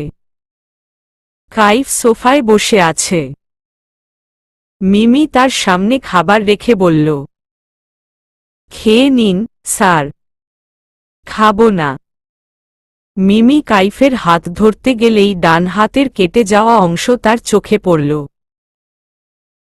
মিমি হকচকিয়ে ভালো করে ধরে দেখল, অনেকখানি কেটে আছে। সে চিন্তিত কণ্ঠে বলল, হাত এতটা কিভাবে কেটেছে মিস্টার খান? কাইফ ভ্রু কুঁচকে তাকায়। মিমি তাকে স্যার ব্যতীত অন্য কিছু সম্বোধন করল আজ প্রথম। মিমি রাগ দেখিয়ে বলল, কি হলো মিস্টার খান? বলছেন না কেন? কি বলবে কাইফ? আদিল সাথে মিমিকে হাসতে দেখে সে কাচের গ্লাস হাত দিয়ে চেপে ধরেছিল। তাই এই অবস্থা। মিমি ফার্স্ট এইড বক্স এনে কাইফের হাত ব্যান্ডেজ করে দিল। কাইফ নির্বাক হয়ে দেখে গেল। কাইফ এই হাত দিয়ে তো আর খেতে পারবে না। মিমি একটা চামচে করে খাবার তুলে ধরে কাইফের সামনে। কিন্তু কাইফ মুখে নেয় না। মিমি ইতস্তত করে বলল, আপনি হাত দিয়ে খেতে পারবেন না, তাই আমি। চামচটা ফেলে দিন। মিমি হকচকিয়ে গিয়ে জিজ্ঞেস করল, জি। চামচ ফেলে দিয়ে আপনার হাত ব্যবহার করুন, না হলে দরকার নেই। মিমি ছোট্ট একটা শ্বাস ফেলে নিজের হাত ধুয়ে ভাত মেখে কাইফের মুখের সামনে এগিয়ে দিল। কাইফ মিমিকে দেখে যাচ্ছে এক দৃষ্টিতে। মিমি চোখের ইশারায় তাকে খাবার মুখে নিতে বলল। কাইফ ভদ্র ছেলের মতো খেয়ে নিল। পুরোটা সময় সে মিমির দিকে তাকিয়েছিল। এতে মিমির অস্বস্তি হলেও সে পাত্তা দিল না। খাওয়ানো শেষে মিমি বলল, এমন কেয়ারলেস হলে হবে মিস্টার খান? দেখুন তো হাতের কি অবস্থা হয়েছে। এখন এই হাত দিয়ে আপনি কাজ করবেন কিভাবে, যেটা ছাড়া আপনার চলে না? আর খাবেনই বা কিভাবে? কাইফ বিড়বিড় করে বলল, আপনিই না হয় সবকিছুর দায়িত্ব নিয়ে নিন। মিমি শুনতে না পেয়ে বলল, কিছু বললেন মিস্টার খান? হ্যাঁ। তখন থেকেই আমাকে মিস্টার খান বলে যাচ্ছেন। আগে তো কখনো বলেননি। মিমি লজ্জা পেল। সে কাইফের চিন্তায় কি থেকে কি বলে ফেলেছে টেরি পায়নি। কাইফ মিমির ধীরে ধীরে লাল হওয়া গালের দিকে মুগ্ধ হয়ে তাকিয়ে থাকল। মিমি নিচু কণ্ঠে জবাব দিল, sorry mister Khan. I mean sir. কি বলতে কি বলে ফেলেছি। মিমি এক মুহূর্ত না দাঁড়িয়ে কেবিন থেকে বের হয়ে গেল। তার বুকের মধ্যে দুরু করছে। কাইফ সেদিকে তাকিয়ে মৃদু হাসল। সে সত্যি এই মেয়ের ওপর ধীরে ধীরে ফুরবল হয়ে পড়ছে। তলিয়ে যাচ্ছে অতল গহ্বরে। কেউ তাকে বাঁচাতে পারবে না, কেউ না। সূর্য ডুবতে বসেছে। চারিদিকে ধীরে ধীরে আধার ছেয়ে যাচ্ছে। মানুষ ব্যস্ত ভঙ্গিতে পা চালিয়ে নিজে গন্তব্যের উদ্দেশ্যে চলছে। মিমি যথাসম্ভব দ্রুত গতিতে হেঁটে যাচ্ছে। আজ তার দেরি হয়ে গিয়েছে। নিশানটা আজ তাকে ছাড়তেই চাচ্ছিল না। বহু কষ্টে তাকে বুঝিয়ে চলে এসেছে। সেমিস্টারের পরীক্ষা শেষ, এখন সে অফিস আর নিশানকে পড়িয়েই দিনাতিপাত করছে। বর্তমানে সে একটা নিরিবিলি রাস্তা দিয়ে হাঁটছে। রিকশা পায়নি সে। হঠাৎ করে একটা কালো রঙের গাড়ি তার পথ আগলে দাঁড়াল। মিমি ভরকে গিয়ে হাঁটা থামিয়ে দিল। আশেপাশে কেউ নেই, মিমির ভয়ে বুক কাঁপছে। গাড়ির মধ্যে থেকে কয়েকটা লোক এসে তাকে ধরে ফেলল। মিমি চেঁচামেচি শুরু করে দিল, কারা আপনারা? কোথায় নিয়ে যাচ্ছেন আমাকে? ছেড়ে দিন, ছেড়ে দিন। কারোর কানে তা গেল না। মিমি পুনরায় চেঁচায়, কেউ আছেন? সাহায্য করুন আমাকে। কেউ আছেন? মিমির চেঁচানো কাজে দিল না। তারা তাকে টেনে হিচড়ে গাড়িতে তুলল। অতঃপর মুখে রুমাল চেপে ধরল। মিমি জ্ঞান হারাল। তার ব্যাগসহ সবকিছু রাস্তায় পড়ে রইল। চিন্তিত হয়ে বসে আছেন মিসেস মুক্তা। মিমি এখনো বাড়িতে ফেরেনি। রিহা তাকে এক নাগারে ফোন করে যাচ্ছে, কিন্তু কেউ তুলছে না। বাজতে বাজতে কেটে যাচ্ছে। রিহা বলল, আপু এখনো ফিরছে না কেন মা? আমি কি তানি আপুকে কল দিয়ে দেখব? যদি কিছু জেনে থাকে? মিসেস মুক্তা জড়ানো গলায় বললেন, হ্যাঁ তাই দিয়ে দেখ। রিহা তানিয়াকে কল লাগায়। তানিয়া রিসিভ করে সহাস্যে বলল, কি খবর রিহু? এত দিন পর আমার কথা মনে পড়ল? রিহা তানিয়ার কথাকে পাত্তা না দিয়ে উত্তেজিত হয়ে বলল, আপু কি তোমার সাথে আছে তানিয়াপু? তানিয়া অবাক হয়ে বলল, না, মিমু তো আমার সাথে নেই। তাছাড়া আজ তো ওর সাথে আমার কথাই হয়নি। রিহা ফুপিয়ে উঠে বলল, আপু বাড়িতে ফেরেনি। অনেকবার কল দিয়েছি, কেউ ধরেনি। আমার আপু কোথায় গেল? তানিয়া দুশ্চিন্তায় পড়ে গেল। মিমি কাউকে না বলে কোথাও যাওয়ার মেয়ে নয়। তানিয়া রিহাকে বলল, তুমি চিন্তা করো না, আমি আসছি। তানিয়া ফোন কেটে দিয়ে তৎক্ষণাৎ মেঘকে নিয়ে বেরিয়ে পড়ল। মেঘ বাড়িতেই ছিল। মিমিদের বাড়িতে এসে দেখল মিসেস মুক্তা ও রিহা কান্নাকাটি করছে। তানিয়াকে দেখে তাদের কান্না যেন বেড়ে গেল। তানিয়া তাদের সামলাতে পারছে না। এরই মধ্যে মিসেস মুক্তা অসুস্থ হয়ে পড়লেন। তার প্রেশার ফল করেছে। মেঘ তাকে ধরে রুমে নিয়ে শুইয়ে দিল। অতঃপর ডাক্তারকে কল করে আসতে বলল। তানিয়া কেঁদে উঠে তাকে বলল, মিমু কোথায় গেল মেঘ? তুমি যেখান থেকে পারো আমার মিমুকে এনে দাও। সে নিজের চোখ মুছে পাশে দাঁড়িয়ে থাকা কান্নারত রিহাকে আগলে নিল। তার চোখ মুছিয়ে সান্ত্বনা দিয়ে বলল, কাঁদছ কেন পাগলি? তোমার আপু ঠিক চলে আসবে দেখো। আর তুমি কাঁদলে আন্টিকে কে দেখবে বলো? তুমি না শক্ত মেয়ে, কেঁদো না। তানিয়া বলছে ঠিকই, কিন্তু তার নিজেরই চোখ বারংবার ভিজে যাচ্ছে। মেঘ নিজেও অনেক চিন্তায় পড়ে গিয়েছে। ডাক্তার এসে মিসেস মুক্তাকে দেখে ঘুমের ইঞ্জেকশন দিলেন এবং তাকে চিন্তা করতে বারণ করলেন। চিন্তা করলে উনি আরও অসুস্থ হয়ে পড়বেন।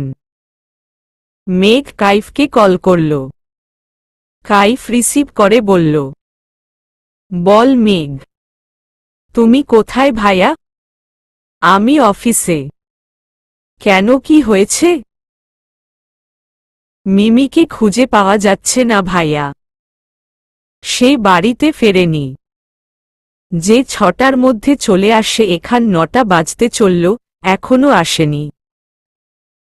কাইফের অভিব্যক্তি বোঝা গেল না। সে কল কেটে দিল।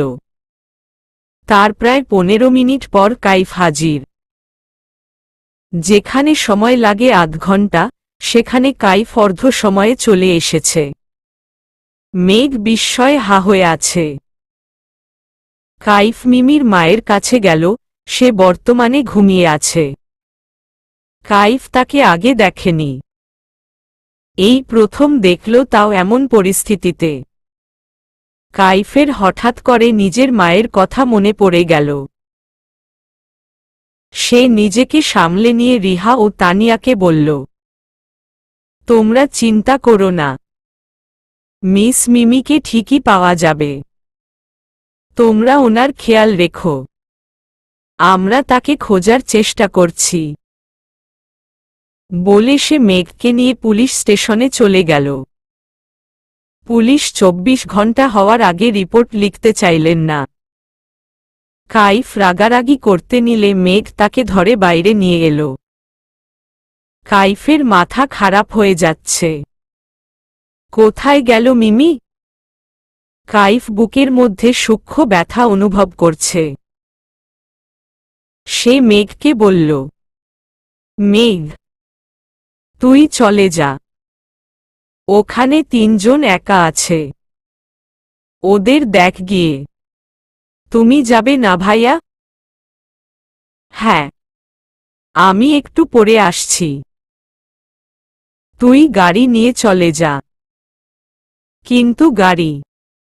কাইফ চোখ রাঙিয়ে বলল, আমি তোকে কোনো প্রশ্ন করতে বলিনি। যা বলেছি তাই কর। অগত্যা মেঘ বাধ্য হয়ে গাড়ি নিয়ে চলে গেল। কাইফ সেদিকে তাকিয়ে নিজের গন্তব্যে পা বাড়াল। ধীরে ধীরে জ্ঞান ফিরছে মিমির। সে পিটপিট করে চোখ মেলে অপরিচিত জায়গায় নিজেকে আবিষ্কার করল। এটা কোনো পরিত্যক্ত জায়গা। সে খেয়াল করে দেখল, তার মতো অনেক মেয়েই এখানে আছে। সকলেরই তার মতো হাত পা বাঁধা। তার গুনগুনিয়ে কেঁদে যাচ্ছে। মিমি বুঝল যে সে পাচারকারী চক্রের হাতে পড়েছে। তার চোখ ভেঙে কান্না আসতে চায়াল। তার কিছু হয়ে গেলে মা বোনের কি হবে? তাদের কে দেখবে? মিমি কান্না আটকাতে পারল না। কেঁদেই দিল। সাথে চিৎকার চেঁচামেচি শুরু করল। পাহারা দেওয়া লোক এসে ধমকে উঠে বলল, এই মেয়ে, চুপ, একদম চুপ করে থাক। মিমি কেঁদে কেঁদে বলল, ছেড়ে দিন আমাদের, ছেড়ে দিন। চুপ, না হলে জানে মেরে ফেলব শালি। মিমি তবুও থামে না। লোকটা তেড়ে এসে তাকে কষিয়ে থাপ্পড় মারে। ফলস্বরূপ সে হুমড়ি খেয়ে মেঝেতে পড়ে যায়। সেভাবেই কাঁদতে লাগে আর চেঁচায়। এর মধ্যে তাদের বশ এসে হাজির। সে গম্ভীর কণ্ঠে বলল, কি হচ্ছে এখানে? বসো। মেয়েটা তখন থেকেই চেঁচিয়ে যাচ্ছে। এত করে থামতে বলছি, থামেই না। বসো। ইশারা করে মিমিকে সোজা করে বসাতে বলল। লোকটি মিমিকে সোজা করে বসিয়ে দেয়। বসো। মিমিকে খুঁটিয়ে খুঁটিয়ে দেখে। অবশ্যই তা নোংরা দৃষ্টিতে। মিমির নারী দেহ তার মনে ধরল। একবার যাকে তার মনে ধরে তাকে ভোগ না করা পর্যন্ত সে ছাড়ে না। সে বিশ্রী হেসে বলল, বাহ, মালটা তো জোস। তেজও আছে দেখছি। একে আমার রুমে পাঠিয়ে দে। একে টেস্ট না করে পাচার করাটা বোকামি। যা, নিয়ে যা। লোকটা মিমিকে টেনে হিচড়ে নিয়ে গেল। বসো। লোকটা আর কেউ নয়, রায়হান তালুকদার। অনেক আগে থেকেই সে নারী পাচারকারীদের বশ। এছাড়াও তার অনেক অনৈতিক কারবার আছে। মোবারক তালুকদার এখন মোটামুটি সুস্থ। তবে কিংয়ের ভয়ে তিনি চুপসে আছেন। মেয়েদের দিকে ভুলেও তাকাচ্ছেন না। প্রতিজ্ঞা করেছেন সব খারাপ কাজ ছেড়ে দেবেন, তারপর হজ করতে যাবেন। কিংয়ের ভয় তাকে পুরোপুরি কাবু করে ফেলেছে। তিনি ছেলেকে বলেছিলেন, এসব কাজ ছেড়ে দে রায়হান। কিংয়ের হাতে পড়লে বাঁচতে পারবি না। তোকে কেউ বাঁচাতে পারবে না। আমার কথা শোন। কে শোনে কার কথা?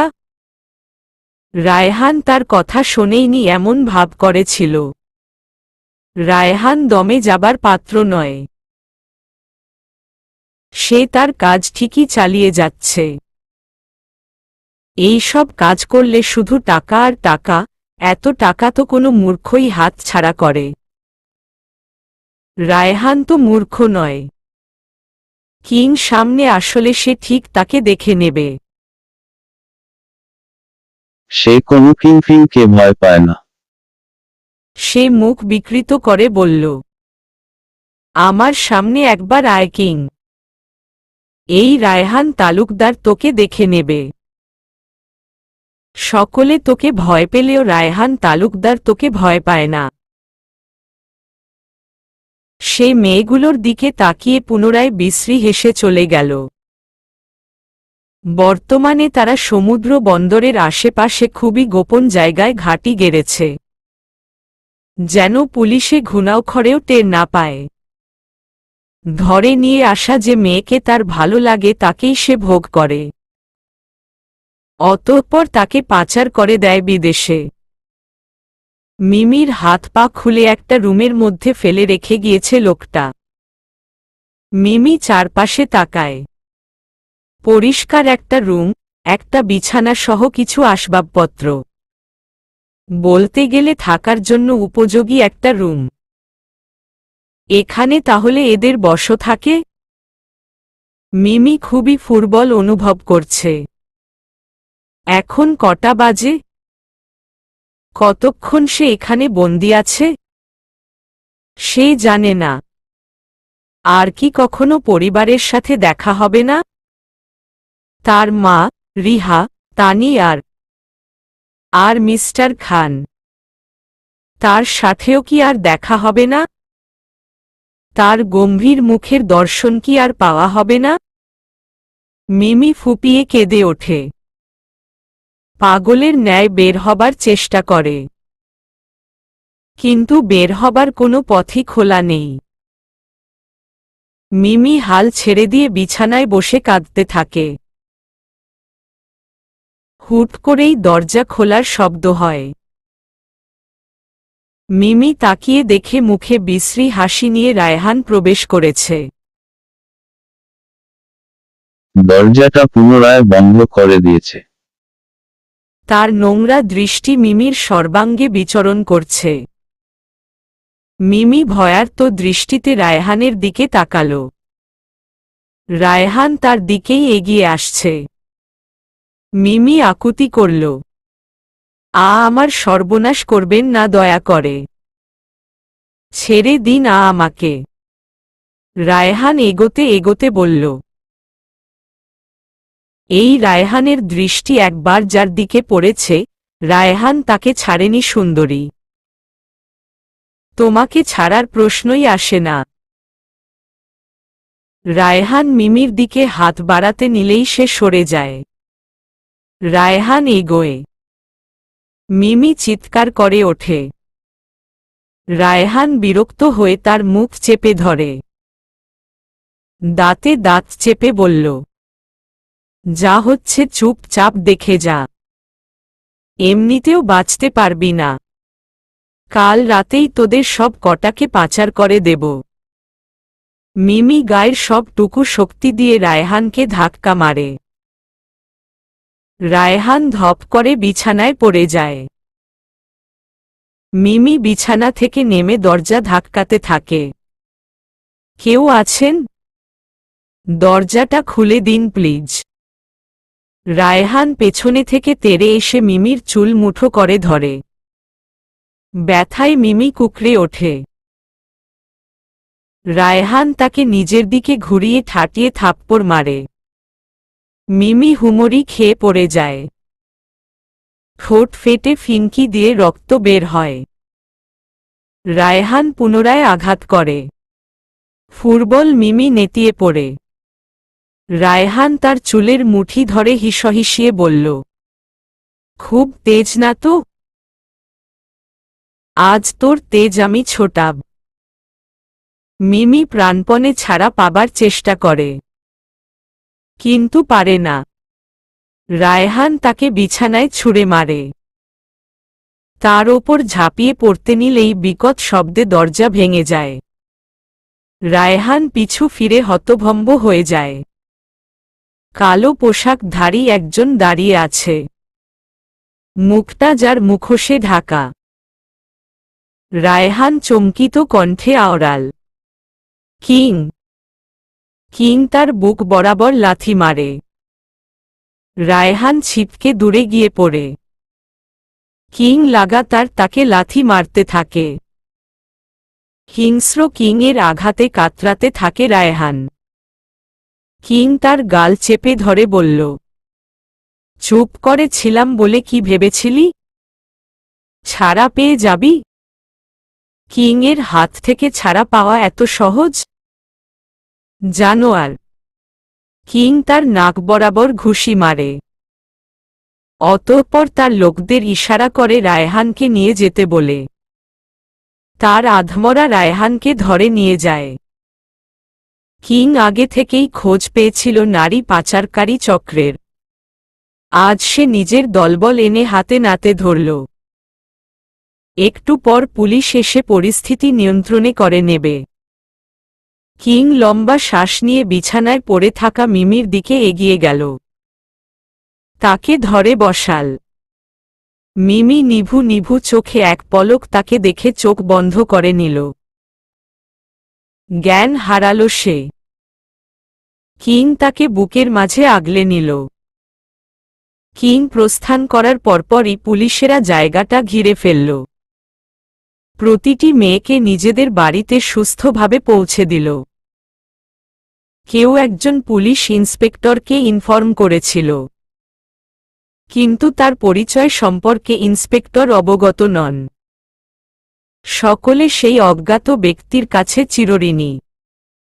মিমি চোখ খুলে নিজেকে নিজের বাড়িতে নিজের রুমে আবিষ্কার করল।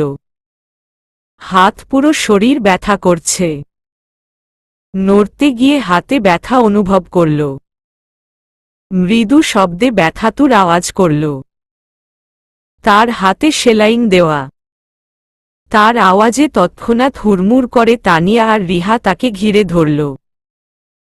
তানিয়া প্রশ্ন করল, কি হয়েছে মিমু? কোথায় ব্যথা করছে? বল আমাকে। পাশ থেকে রিহা বলল, আমাকে বল আপু। ডাক্তারকে আসতে বলবো? আমি এখনই মেঘকে ডাক্তার নিয়ে আসতে বলছি। মিমি ফুটবল কণ্ঠে বলল, ব্যস্ত হোস না তানি। আমি ঠিক আছি, একটু পানি খাবো, গলা শুকিয়ে গিয়েছে। তানিয়া তাকে আলতো করে তুলে পানি খাইয়ে দিল। মিমি বালিশে মাথা ঠেকিয়ে বলল, মা কোথায়? আন্টি তোকে এভাবে দেখে কাঁদছিলেন অনেক, তাই তাকে জোর করে ঘুম পাড়িয়ে দিয়েছি। মিমি স্বস্তির শ্বাস ফেলল। কিছু মনে পড়ার ভঙ্গি করে বলল, আমি এখানে কিভাবে এলাম তানি? আমাকে কে এনেছে? রিহা পাশ থেকে বলে উঠল, পুলিশে তোমাকে বাঁচিয়েছে আপু। সেখান থেকে কাইফ ভাইয়া তোমাকে নিয়ে এসেছে। মিমি কিছু বলল না। ঘুরন্ত ফ্যানের দিকে তাকিয়ে ভাবে, তখন কে ছিল? পুলিশ যাবার আগে ওখানে কেউ গিয়েছিল, যে মিমিকে বাঁচিয়েছে। কিন্তু কে? মিমি তাকে দেখেনি। নিভু নিভু চোখে শুধু এইটুকু দেখেছিল যে তার মুখ একটা মুখোশ দিয়ে ঢাকা। তারপরে মিমির আর কিছু মনে নেই। তানিয়া সেদিনের মতো চলে গেল। মেঘ মিমির সাথে একবার কথা বলে তানিয়াকে নিয়ে চলে গেল। কিন্তু কাইফ মিমির সাথে দেখা করল না। মিমি তাকে মনে মনে খুঁজেছে কিন্তু তার দেখা পায়নি। এতে তার কিঞ্চিত মন খারাপ হলেও সে তা গিলে ফেলল। সকাল সকাল বাইরে হইচই শুনে ঘুম ভেঙে গেল মিমির। সেই উঠে ফুটবল শরীর টেনে নিয়ে বাইরে গেল। বসার ঘরে অনেক মানুষ ভিড় করেছে। অধিকাংশ তাদের প্রতিবেশী। হঠাৎ করেই তাদের বিষবাক্য শুনে মিমির হৃদয়ের সাথে কান জ্বলে উঠল। এই নষ্টা মেয়েকে কিভাবে ঘরে তুলতে পারলে মুক্তা? আমার মেয়ে হলে তার গলা টিপে মেরে ফেলতাম।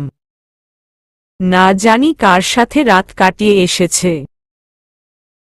আর গল্প দিচ্ছে কিডন্যাপ হয়েছিল। ছি ছি ছি, এমন নোংরা মেয়ে আমাদের এলাকায় থাকতে দেব না। হয় তোমার মেয়ে দূর করো, নয়তো সপরিবারে এলাকা ত্যাগ করো। হ্যাঁ হ্যাঁ, এই মেয়ে আমাদের এলাকায় থাকলে এর সাথে আমাদের মেয়েরাও খারাপ হবে। আমরা তা কিছুতেই হতে দেব না। মিমি মূর্তির ন্যায় দাঁড়িয়ে আছে। মিসেস মুক্তা একপাশে দাঁড়িয়ে মুখে আঁচল গুজে কেঁদে যাচ্ছে। রিহা মুখ শক্ত করে দাঁড়িয়ে আছে। তার হাতে ফোন আর ফোনের ওপাশে তানিয়া রাগে ফুঁসছে। মিসেস মুক্তা তাদের অনুনয় বিনয় করলেন, আপনারা বিশ্বাস করুন, আমার মেয়ে কোনো খারাপ কাজ করেনি। সে সত্যিই বিপদে পড়েছিল। হ্যাঁ, মেয়ের দোষ ঢাকতে তো এখন এসব কথা বলবাই। আমরা কোনো কথা শুনছি না। যে কোনো একটা কথা মানতেই হবে। মিমির ইচ্ছে করল মরে যেতে। তাকে জঘন্য অপবাদ দিচ্ছে সকলে। তার বাবা বেঁচে থাকতে কি সুন্দর বাকুম করত সকলে। বাবা মারা যাবার পর থেকে তারা এক ঘরে হয়ে আছে। প্রতিবেশীরা ভুলেও খোঁজ খবর নিতে আসেনি। অথচ আজ দেখো, একটা কথা শুনেছে তাই নিয়ে শোনাতে চলে এসেছে। মিমি কি করবে জানে না। সে মূর্তির ন্যায় দাঁড়িয়ে রইল, যেন সে জীবন্ত পুতুল। তন্মধ্যে একজন প্রস্তাব রাখল, একটা কাজ করো মুক্তা, মেয়েকে বিয়ে দিয়ে দাও। পাত্র তো এখানেই উপস্থিত আছে। এই যে দোকানদার হাসেম আলী, সে তো মিমিকে কবে থেকেই পছন্দ করে। এখন মিমির কুকীর্তি শুনেও সে রাজি। হাসেম আলী তাদের এলাকার মুদির দোকানদার। তার নোংরা দৃষ্টি মিমির ওপর পড়েছিল। সে মিমিকে তার তৃতীয় বউ বানাতে চায়। বয়স তার 50।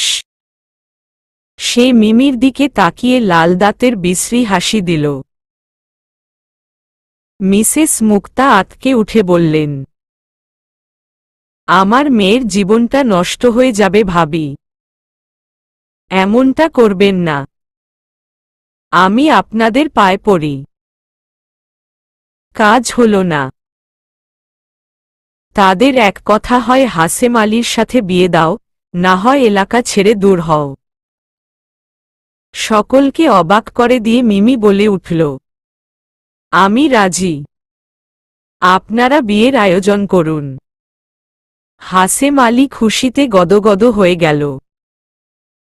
মিসেস মুক্তা বিস্ফোরিত চোখে মেয়ের দিকে তাকান। মিমি অনুভূতি শূন্য, তার মুখে কোনো ভাবের বহিঃপ্রকাশ ঘটছে না।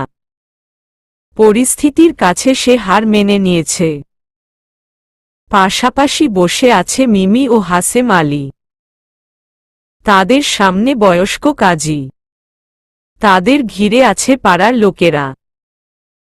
মিমি যে অবস্থায় ছিল তেমনই আছে, শুধু মাথায় ওড়না দিয়ে ঘোমটা দেওয়া।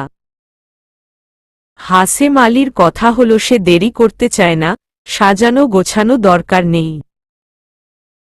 সে বউ ঘরে তুলে নিজের মনমতো সাজাবে। মিমির পূর্বের ন্যায় অনুভূতিহীনভাবে বসে আছে। তার চোখের পলক পর্যন্ত নড়ছে না। মিসেস মুক্তার নিজেকে খুবই অসহায় লাগছে। নিজের সামনে নিজের মেয়ের সর্বনাশ হতে দেখছেন তিনি, অথচ তার করার কিছুই নেই। রিহা বিয়ে আটকানোর জন্য চেঁচামেচি শুরু করেছিল। কিছু মহিলা মিলে তাকে রুমে বন্ধ করে রেখেছে। এক নাগারে সে দরজা ধাক্কিয়ে যাচ্ছে, কিন্তু কেউ কর্ণপাত করছে না। ইতোমধ্যে কাজী বিয়ের কাজ শুরু করল। হাসেম আলীকে কবুল বলতে বললে সে কবুল বলে দিল। সে তো এই দিনটারই অপেক্ষায় ছিল। দেরি করার কোনো মানেই হয় না। কাজী এবার মিমিকে কবুল বলতে বলল। মিমি চুপ করে থাকে। হাসেম আলী তার কানে কানে বলল, কি গো, কবুল কও না ক্যা? তাড়াতাড়ি কবুল কইয়া দাও। তাড়াতাড়ি তোমারে মোর ঘরে লইয়া যাম। হাসেম আলীর কথা শুনে মিমি গা গুলিয়ে ওঠে। সে মুখ খোলার আগেই বিকট শব্দ হল। সকলে হতবাক হয়ে তাকাল। দরজায় দাঁড়িয়ে আছে কাইফ, তার পায়ের কাছে পড়ে আছে ভাঙা ফুলদানি। অসম্ভব লাল তার মুখমণ্ডল, শক্ত চোয়াল। সে চেঁচিয়ে উঠল, বন্ধ করুন এই বিয়ে। পাড়া প্রতিবেশীরা কানাকানি শুরু করল। হাসেম আলী দাঁড়িয়ে বলল, আপনি ক্যাডা? বিয়া বন্ধ করমু কেন? প্রতিবেশীর এক মহিলা বলল, এ নিশ্চয় এই মেয়ের কোনো নাগর হবে। এর সাথেই কি রাত কাটিয়েছিল সেদিন? কাইফ ভয়ঙ্কর রেগে গেল। তানিয়া মেঘ তার পিছু পিছু আসছিল। তানিয়া মিমির পাশে যেয়ে বসল। হাসেম আলী বিশ্রীভাবে বলল, কেন রে, এক রাত মস্তি করেও তোর স্বাদ মেটে নাই? এখন বিয়া আটকাইতে চাস? মনে ধরছে নাকি খুব? কাইফ তার কলার চেপে ধরে লাগাতার দুঘা বসাল। দাঁতে দাঁত চেপে বলল, লজ্জা করে না মেয়ের বয়সী একটা মেয়েকে নিয়ে এমন বাজে মন্তব্য করতে? আর আপনারা, আপনাদেরও লজ্জা হওয়া উচিত ছি। হাসেম আলী খ্যাক করে উঠে বলল, আমার গায়ে হাত তুলিস? শালা তোর এত সাহস? এক মহিলা বলল, বাবা, এই নষ্টা মেয়ের জন্য এত দরদ? কে তুমি? হাসেম আলী বিয়ে করবে না তো এই মেয়েকে কে বিয়ে করবে? তুমি? কাইফ চেঁচিয়ে ওঠে, হ্যাঁ আমি বিয়ে করব বলে সে মিমির পাশে যেয়ে বসে। হাসেম আলী তেরে এসে বলল, না, আমি বিয়া করমু ওরে। তোরে তো আজ মাইরাই ফালাইমু। কাইফ মেঘকে উদ্দেশ্য করে বলল, মেঘ, পুলিশকে কল দে, দেখি আজ আমাকে কে আটকায়। সব কটাকে জেলের ঘানি টানিয়ে ছাড়ব। কাইফের কথায় সকলে ভেজা বিড়ালের ন্যায় চুপসে গেল। হাসেম আলী ও পিছু হাটে গেল। কাইফ বলল, বিয়ে পড়ানো শুরু করুন কাজী সাহেব। কাজী অগত্যা পুনরায় বিয়ে পড়ানো আরম্ভ করল। মিমি এতক্ষণ নীরব দর্শকের ভূমিকা পালন করছিল। সবকিছু তার মাথার ওপর দিয়ে যাচ্ছে। সে যেন এক ঘোরের মধ্যে আছে। ঘোরের মধ্যে থেকেই তার সাথে কাইফের বিয়ে হয়ে গেল। সেটা আইনগতভাবে ও হল, আবার ধর্মীয়ভাবেও। বিয়ে শেষে কাইফ উঠে দাঁড়িয়ে সকলের উদ্দেশ্যে বলল, প্রতিবেশীদের উচিত বিপদে একে অপরের পাশে থাকা, তাদের সাহায্য করা, সাহস দেওয়া। কিন্তু আপনারা কি করলেন? এত বড় একটা অপবাদ একজন মেয়ের ঘাড়ে চাপিয়ে দিলেন। আজ যদি এই জায়গায় আপনাদের কারোর মেয়ে থাকত, তাহলে কি করতেন? নিশ্চয়ই এই ঘৃণিত কাজটা করতেন না। মিমির এই এলাকায় থাকা নিয়ে আপনাদের সমস্যা, তাই তো? ওকে, আজ থেকে মিমি এই এলাকায় তো দূরে থাক, এর আশেপাশেও আসবে না। এবার খুশি তো আপনারা? ছি, কারোর মুখে কোনো কথা নেই। সকলে এক এক করে মিমিদের বাড়ি থেকে বের হয়ে গেল। হাসেম আলী এত শখ করে বিয়ে করতে এসেছিল, সে খালি হাতেই ফিরে গেল। মিমিকে তার তৃতীয় বউ বানানো হল না। মিসেস মুক্তা চোখে জল নিয়ে কাইফের হাত মুঠোয় নিয়ে বললেন, আমার মেয়ের জীবনটা নষ্ট হওয়া থেকে তুমি বাঁচিয়ে দিল বাবা। তুমি আরও একবার ওকে বাঁচালে। তোমাকে ধন্যবাদ জানানোর কোনো ভাষাই আমার নেই। কাইফ তার হাতের ওপর হাত রেখে বলল, এভাবে বলবেন না।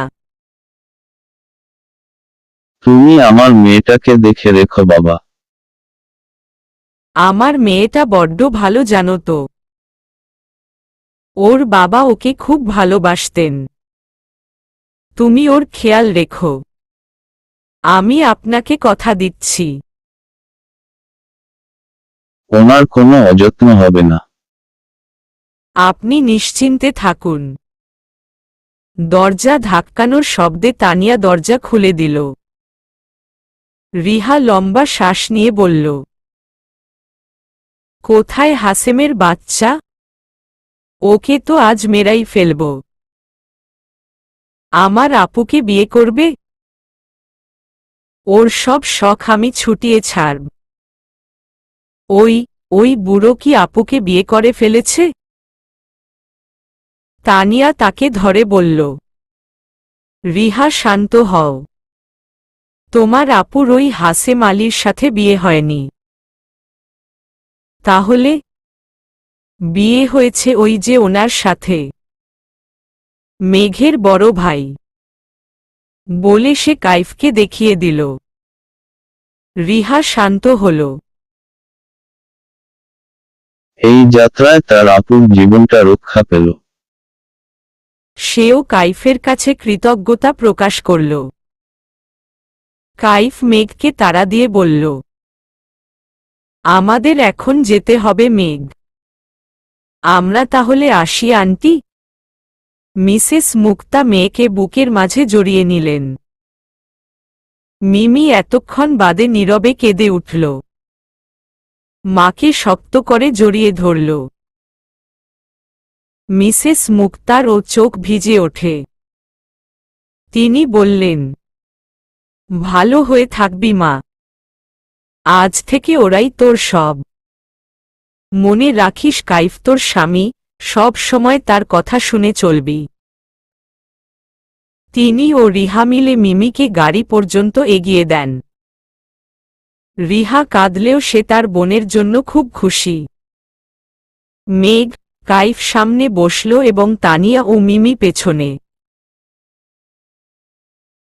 তারা বিদায় নিয়ে রওনা দিল নিজেদের গন্তব্যের উদ্দেশ্যে। পুরো রাস্তা তাদের কথা হলো না। তানিয়া মিমিকে আগলে নিয়ে বসে রইল। বাড়িতে এসে মেঘ মিসেস রীতা সহ সকলকে সবটা বুঝিয়ে বলল। তারা মোটেও অখুশি হলেন না। আফজাল খান মিমির মাথায় সস্নেহে হাত বুলিয়ে দিয়ে বললেন, আজ থেকে এটা তোমারও বাড়ি। আমার ছেলের বউ নয়, তুমি আমার মেয়ে হয়ে থাকবে। তিনি মন থেকে দোয়া করলেন। খুব খুশি হয়েছেন তিনি। যে ছেলে বিয়ের কথা শুনলে পালায় পালায় করত, আজ সে নিজে থেকে বিয়ে করে এনেছে।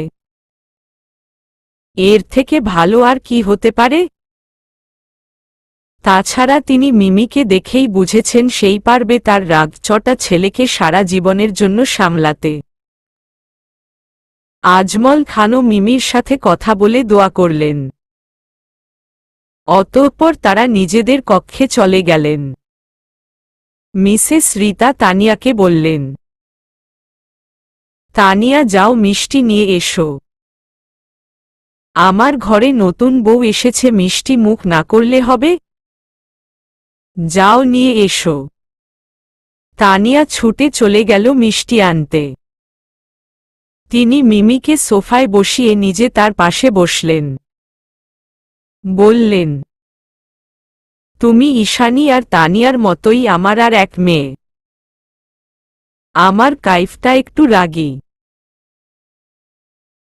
তুমি সামলাতে পারবে না তাকে? বলো। মিমি কোনোরকম মাথা নাড়িয়ে সম্মতি দিল যে সে পারবে। মনে তার বিষণ্ণতা ছেয়ে আছে। কাইফ তাদের বাড়িতে নামিয়ে দিয়ে চলে গিয়েছে। তার নাকি অফিসে কাজ আছে। মিমির ধারণা কাইফ কাজের বাহানা দিয়ে চলে গিয়েছে। তবে কি কাইফ মন থেকে বিয়েটা করেনি? তার ভাবনার মাঝেই তানিয়া মিষ্টি নিয়ে হাজির। মিসেস রীতা মিমিকে মিষ্টি খাইয়ে দিয়ে বললেন, সুখী হও। আজ থেকে এই বাড়ির বড় বউ তুমি। ধীরে ধীরে সকল দায়িত্ব নিজের কাঁধে তুলে নেবে। তানিয়া আর তুমি মিলে আমার সংসার সামলাবে। তানিয়া মিমিকে কাইফের রুমে নিয়ে যাও। ওর একটু বিশ্রামের প্রয়োজন। তানিয়া সম্মতি দিয়ে মিমিকে নিয়ে ওপরে চলে গেল। মিসেস রীতা স্বস্তি পেলেন। কাইফকে নিয়ে তার বড় চিন্তা ছিল। এখন থেকে তিনি চিন্তা মুক্ত থাকতে পারবেন। এখন মিমি কাইফের বউ হয়ে এসেছে, সে নিঃসন্দেহে কাইফের জন্য যোগ্য জীবনসঙ্গী।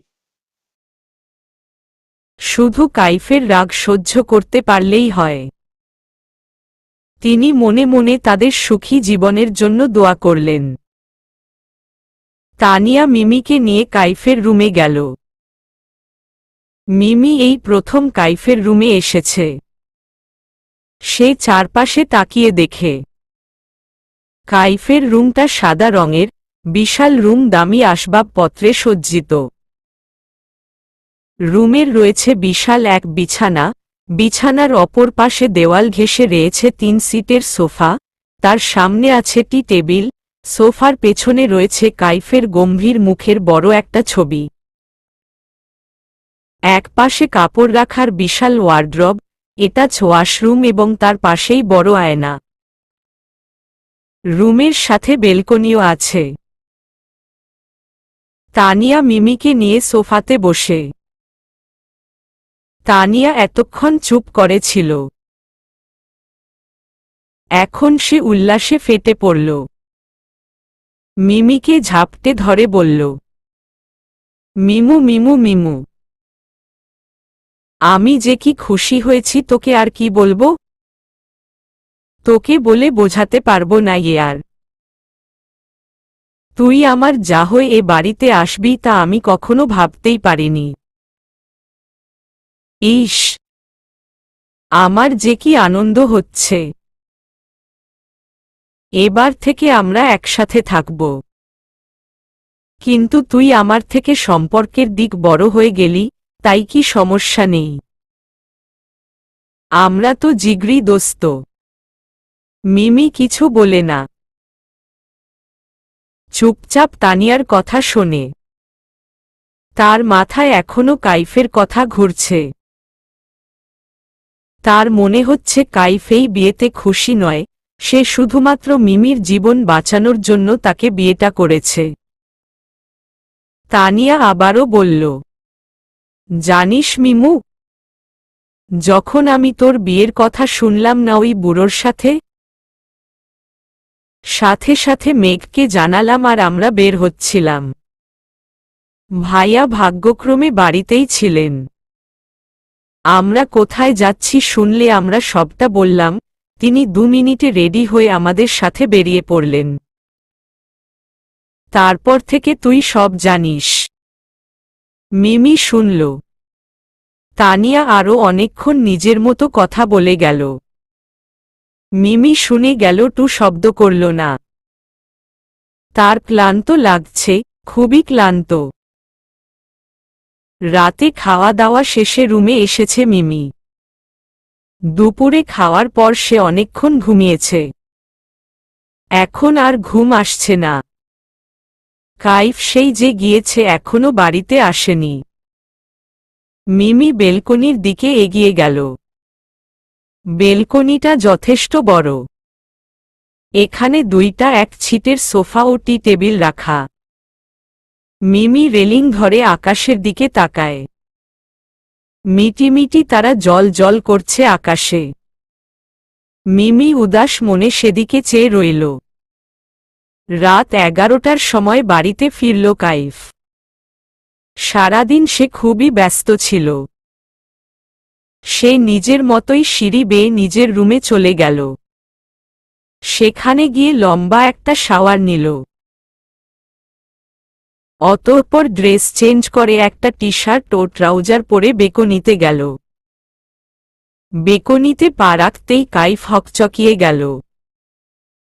সে মিমির কথা প্রায় ভুলেই গিয়েছিল যে এখন তার বউ আছে। বিষয়টা বড়ই অদ্ভুত। মিমি রেলিং ঘেঁষে কাইফের দিকে পেছনে করে দাঁড়িয়ে আছে। কাইফ একটু এগিয়ে গিয়ে গলা খাকারি দিয়ে তার দৃষ্টি আকর্ষণের চেষ্টা করল। এতে সে সফলও হল। মিমি তার দিকে ঘুরে তাকিয়েছে, নিষ্প্রাণ তার দৃষ্টি। কাইফ কি বলবে খুঁজে না পেয়ে জিজ্ঞেস করল, কি করছেন এখানে? খেয়েছেন রাতে? মিমি কিছুক্ষণ তাকিয়ে থেকে জবাব দিল, হ্যাঁ। আপনি খেয়েছেন? আমি বাইরে থেকে খেয়ে এসেছি।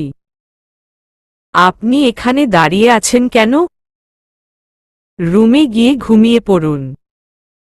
আপনি আমাকে বিয়ে করেছেন কেন মিস্টার খান? কাইফের দৃষ্টি তীক্ষ্ণ হয়। সে এখন এসব বিষয়ে একদমই কথা বলতে চাচ্ছে না। সে মিমির দিকে তাকিয়ে গম্ভীর কণ্ঠে বলল, এখন এসব কথা থাক। আপনাকে আমি ঘুমাতে যেতে বলেছি। আমি জানি আপনি বাধ্য হয়ে আমাকে বিয়ে করেছেন। তার জন্য আমি আপনার কাছে চিরকৃতজ্ঞ। তবে আমি চাকরিটা করে যেতে চাই, যাতে মা আর বোনকে সাহায্য করতে পারি। অবশ্যই করবেন। আমার কোনো আপত্তি নেই। মিমি আর কিছু বলে না। সে নিঃশব্দে রুমে যায়। মনে মনে ভাবে কাইফ তো বাধ্য হয়ে তাকে বিয়ে করেছে। তাহলে কাইফের কোনো জিনিসের প্রতি তার অধিকার নেই।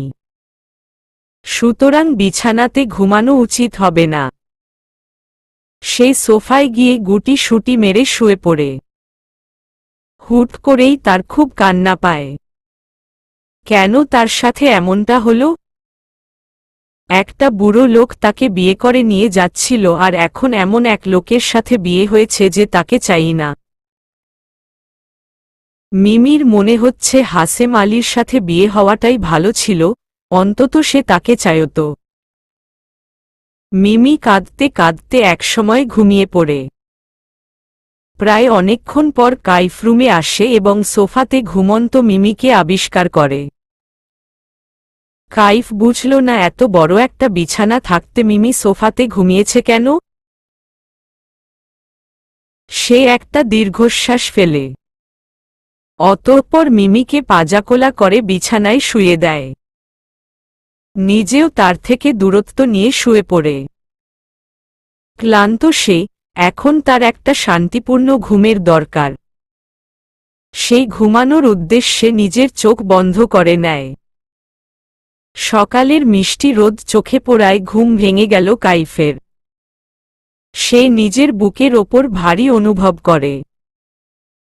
তাকিয়ে দেখে মিমি তার বুকের ওপর ছোট্ট বিড়াল ছানার ন্যায় ঘুমিয়ে আছে। কাইফ নিজের অজান্তেই ঠোঁট বাঁকিয়ে হাসে। মিমির মুখের ওপর থেকে এক গোছা চুল সরিয়ে দেয়। মিমির চোখেও আলো পড়ার সে নড়ে চড়ে ওঠে। কাইফ ভরকে গিয়ে পুনরায় চোখ বন্ধ করে ঘুমানোর ভান ধরে শুয়ে থাকে। মিমি পিটপিট করে চোখ মেলে নিজেকে কাইফের বুকের ওপর আবিষ্কার করে। মস্তিষ্কে ব্যাপারটা খেলতেই তার ঘুম পুরোপুরি উড়ে গেল। মিমি বিস্ময়ে হতবাক হয়ে তৎক্ষণাৎ সরে গেল। সে কিভাবে বিছানায় আসল?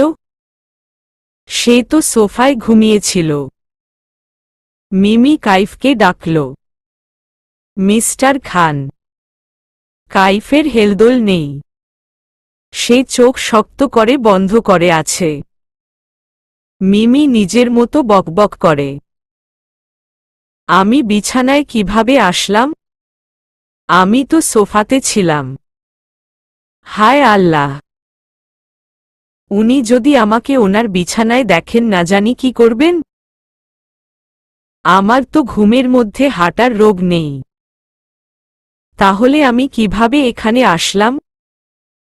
বিছানায় এসেছি ভালো কথা, কিন্তু একেবারে ওনার বুকের ওপর। ছি! মিমি খুবই লজ্জা পায়।